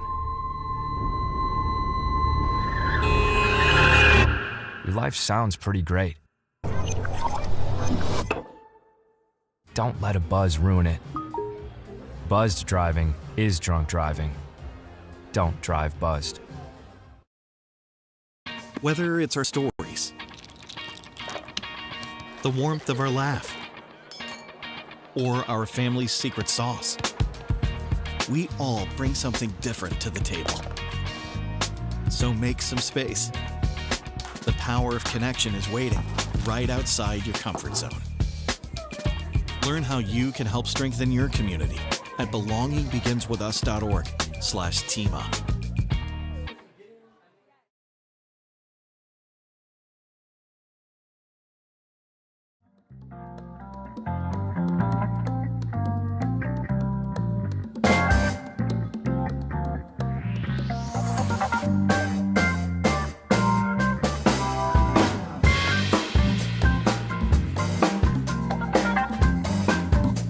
All right, wrapping things up on a finally Friday, and we're going to finish with a flurry with the governor of the great state of Wyoming. Governor Mark Gordon will be on, joining us, I believe, live from Washington, D.C. We'll see. I know he was there yesterday. I'm keeping tabs on our governor. He may join us via Zoom. It may be a phone call. It may not even be him. It might be Amy instead. But either way, anyway, we're going to catch up on all that is the latest of the governor. And here's what the latest is from D.C. I'm going to share this with you. This is from the White House yesterday. And the announcement that President Trump is really proven that he's backing coal with money. Whoa. Money talks, right? And we've been hearing about this recommitment to coal and energy and all this. President Trump is sending $700 million to the coal industry, boosting Wyoming coal mines, including $75 million targeted to that export terminal in Oakland that nobody in California wanted. Well, you're getting it. And that's going to help get that coal out to the Asian markets that Governor Gordon has visited, set up. He's paved the way for good old Wyoming coal to get out. We just needed a port. And now $75 million dedicated for this port in Oakland. All this good news for Wyoming coal. And here's what it looked like in Washington, D.C. just Important yesterday. It's environmentally sound. Governor Mark Gordon. Thank you. Mr. President, it's an honor to be here. Thank you to the secretaries who have breathed life into an economy in Wyoming that has been there for a long time. Wyoming produces the cleanest, most beautiful coal, low sulfur coal. You don't mind if I push them?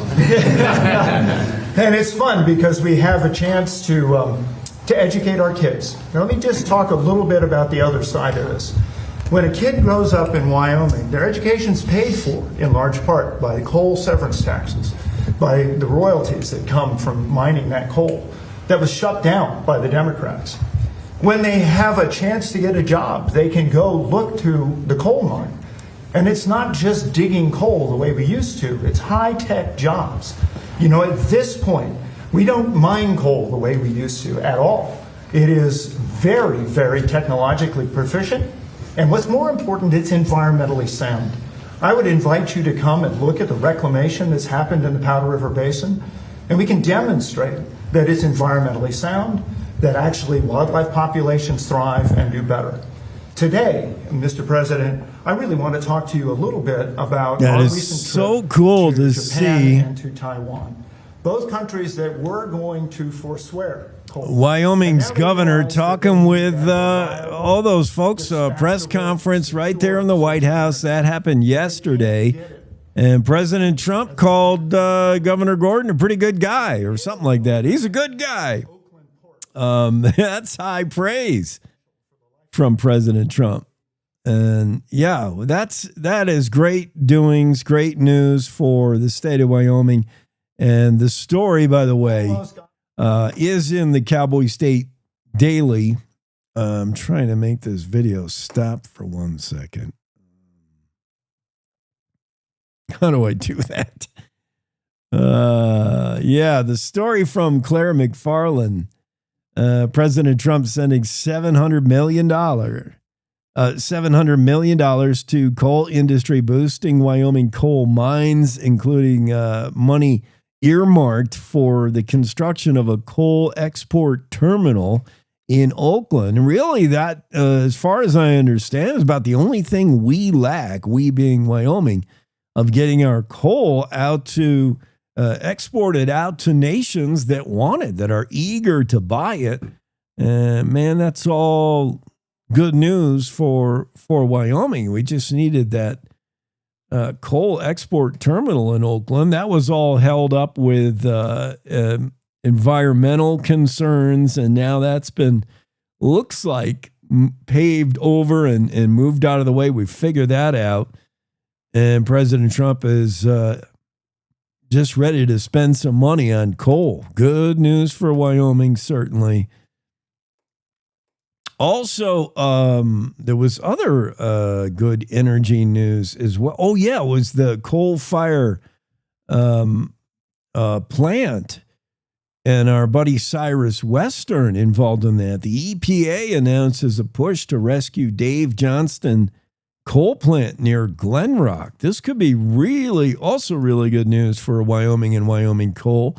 The U.S. Environmental Protection Agency announced yesterday proposing a rule change that would flip an Obama-era 2014 regional haze plan that would have shuttered that plant, and it may have new life, extended life. Cyrus Western talked to us about this. He gave us the heads up. This may be coming, and sure enough, we see it. My brand new power provider in Buffalo, Rocky Mountain Power, I saw them come out with a press release saying they're all for this. This is going to help keep your power bill lower. That's encouraging for me right off the bat. So really good news, coal stuff playing out in Wyoming, energy stuff playing out. Let's see. Nobody's in the Zoom room. Nobody's phone calling. And I will just wait for the governor to get here. Sometimes you just got to wait on the governor. What else is happening in the news? Yeah, Mark Hines' story about opening roadless areas, removing that roadless restriction, motorized use on federal lands. This dates back to the 1970s. Some see it as a way to just close up the forest and not allow certain people on it. I mean, there's some people that you're not going to be able to get into the backcountry without a horse, without a four-wheeler, without a dirt bike. And so many roads and federal lands are tied up with restrictions on motorized travel. ATV riders are cheering at Trump decision to open access to federal lands. Critics, however, say that's going to have every Yahoo burning gas out there in the forest where they don't belong. I see both sides of it. I'd like to know there's pristine parts of the forest where I'm not going to encounter somebody chugging along in their side-by-side.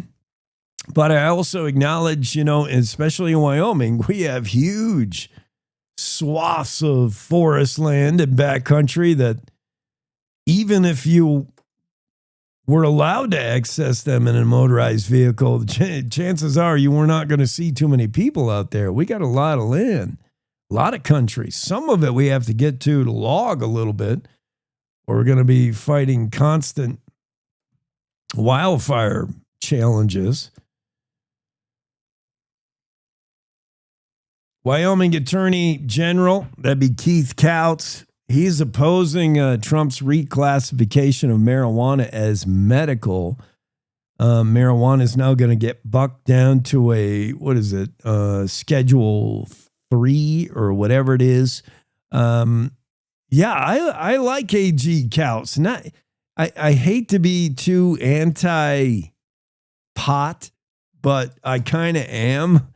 Like, I don't mind if you smoke marijuana. That's cool. You do you. But I don't want it legalized in Wyoming in any fashion. Medicinal, recreational. I do not want to go down the road to Colorado.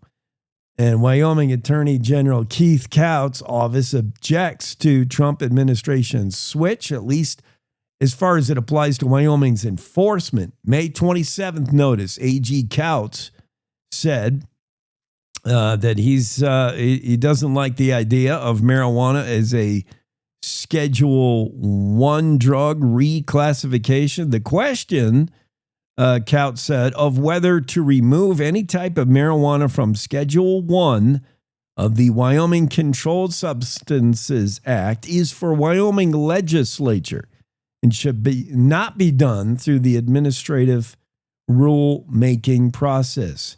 And, just more of states against the feds, Washington against Wyoming. We want to do things our way in this state, and, every other state wants to do things their way.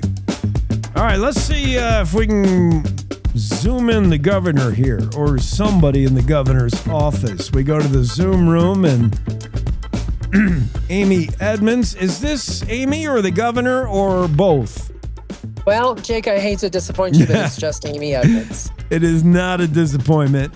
We did play a little bit of the yesterday. I think it was just yesterday in the White House, right? There is Governor Gordon right next to President Trump, and Trump said he's a good guy.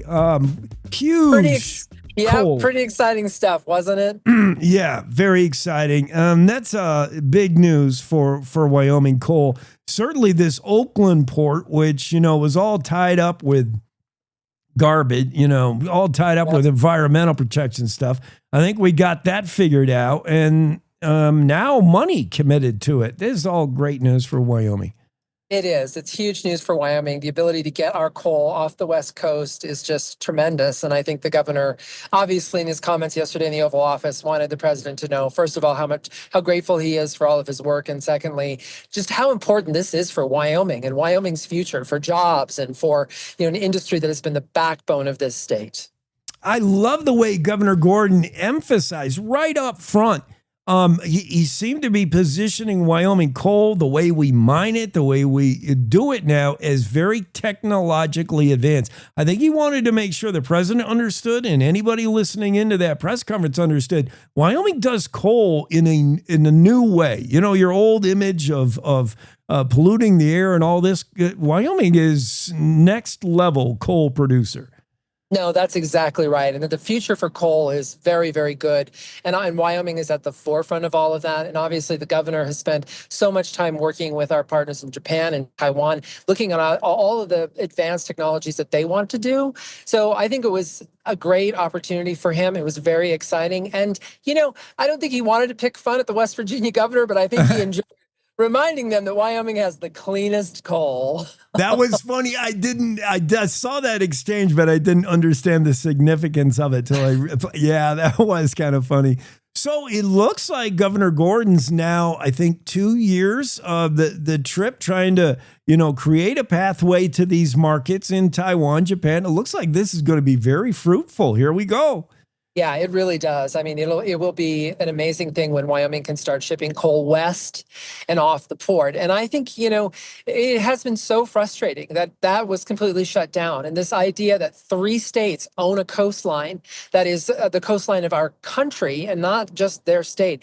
It would be great to see the Commerce Clause actually enforced and for us to be able to get our product off the West Coast. Getting Wyoming clean coal to where countries that wanted it did depend on 3 left coast states, Oregon, Washington, California. None of them wanted the coal, but now we're going to make it happen. $75 million dedicated to that Oakland port. That's fantastic news. Let's talk about uranium in Wyoming, Amy. We're talking to Amy Edmonds. She's with Governor Gordon's office.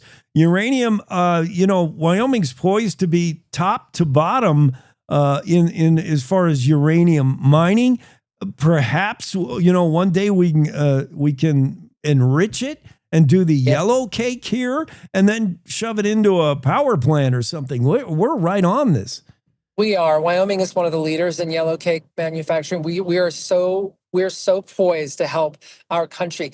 Listen, the United States should never be dependent upon a foreign country for uranium. And we have it. We obviously have it here in Wyoming, and we can do more with it. So I think nuclear is having a comeback. I think that's very exciting. I think uranium is part of that. I think it's good for the country. And, talking about the West Coast, Jake, the reality is as they continue to narrow and narrow how they provide energy to their citizens continue to see rates going up and up and up. What Wyoming needs to do is really just turn the boosters on, because that will continue to drive our rates as citizens here down, because the more energy we produce, the more baseload power we produce, the better it is for us in this state and the better it is for our country. I like that. And our country also, let's talk about uranium being a, national security issue. It's great news for our economy, and we're all for money in Wyoming and an economy and playing our role.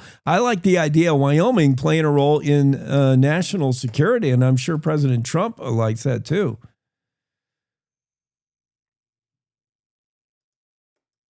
Entity. Sorry, Amy, we're getting you cutting out a little bit. Producing it here in Wyoming's at the forefront. We've been doing this for a long time. Are you, by the way, Amy, we just had a little bit of disruption with our connection. Are you and the governor still in Washington? We are not. Nope. Traveling. We're traveling across Wyoming. He's not with me right now, but I'll be meeting him. All right, let's talk a little bit about data centers. So my goodness, it is the issue of the day. Data centers. Everybody talking about it. Governor Gordon signing an executive order. Data centers should be done the Wyoming way. What does that mean? And what does the executive order mean for us? The governor is asking for our state agencies to take a look at some pretty important aspects around the development of data centers in Wyoming. So grid stewardship is obviously very important, and this is important because it protects our ratepayers. And we've seen it in other places. I was just recently in Washington, D.C., listening to Secretary Burgum talk about what they did in North Dakota and how bringing data centers in actually drove rates down for their consumers, which I think is important. Also, water sustainability, wildlife and natural resources protection, all of the things that they may touch our state agencies. The governor in this executive order is asking them to take a look at and provide recommendations for what changes might need to happen legislatively or even executively to make sure that we're doing things the Wyoming way. Amy Edmonds is with us. So the governor, what a way to finish up his governorship with this word from President Trump. He's a good guy, or whatever the quote. He can put that on his wall on the plaque, I guess. But the governor's far from done.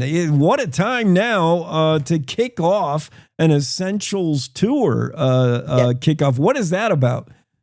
So the Essentials Tour, Protecting Wyoming's Future, the governor wants to get around the state and really continue to talk to people about what they should be thinking about, Jake, before they go into the ballot box. Just this idea that Wyoming's future is so dependent on the choices that we're going to be making this August 18th. And he wants to remind them that we should be talking about the future of Wyoming. We should be talking about how Wyoming can grow, how we can expand, how we can continue to be a leader in energy and be dominant in all those issues. So more governors can stand in the Oval Office with more Republican presidents and talk about how we're protecting our state and our nation.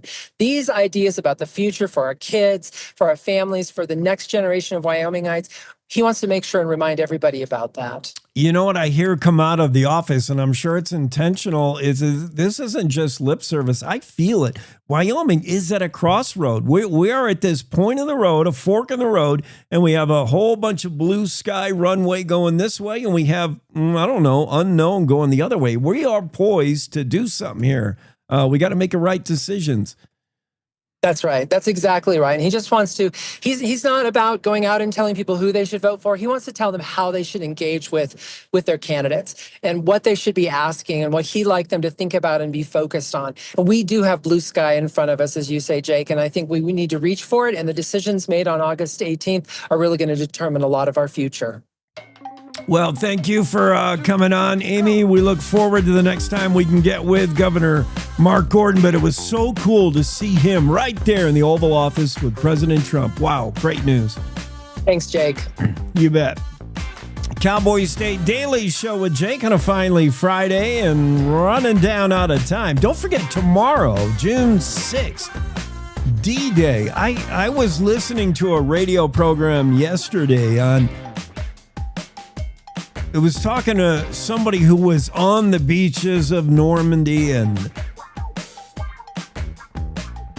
the general takeaway was we don't teach our kids enough about that history. That was a different generation, right? That was the great generation. They were kids, 18, 19, 20-year-old kids that enlisted, particularly many of them in response to what they saw happen in Pearl Harbor. But this notion that they wanted to serve America, serve their nation, fight for their nation, I don't think any of them thought it would end up with, like, here's your boat landing on the beach and the Germans are raining down artillery on you. I mean, the average 19-year-old had to be scared out of his mind, thinking this is not what I signed up for. I wanted to serve my country, but dang, I didn't know I'd be staring into the face of death.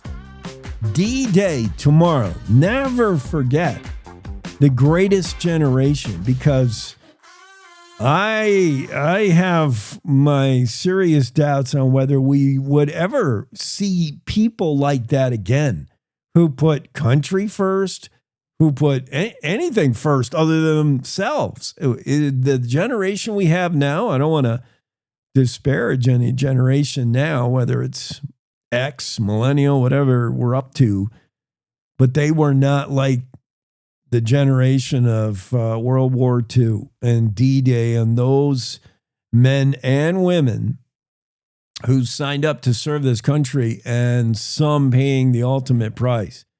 And in horrific battle. Today's wars, I guess we do that with drones. But man, back then, that was a rifle in your hand and the other guy with a rifle shooting at you. Nobody's signing up for that today. That was the greatest generation. There's very few of them left anymore. And so let's remember that tomorrow, D-Day. Jeff Rickett will be on the show tomorrow. We have a Saturday version of this whole smash. And guess what? We do it on Saturday. Isn't that smart of us? Jeff Rickett will take you over the weekend. Tomorrow, D-Day. And a Saturday show, the Cowboy State Daily Show. Meanwhile, for me, I get 2 days off I got a wedding to DJ again tonight. I'm exhausted, but Saturday, while Rickett is doing his thing, I'm going to be snoring. I'll be sound asleep. I'll see you Monday. I'll rest up.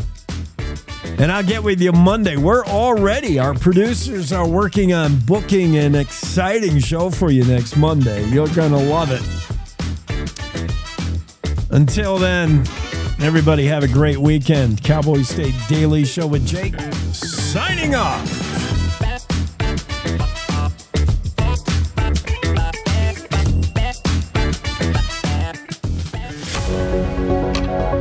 Good morning. This is the Cowboy State Daily Morning Show with Jake. The new way Wyoming wakes up.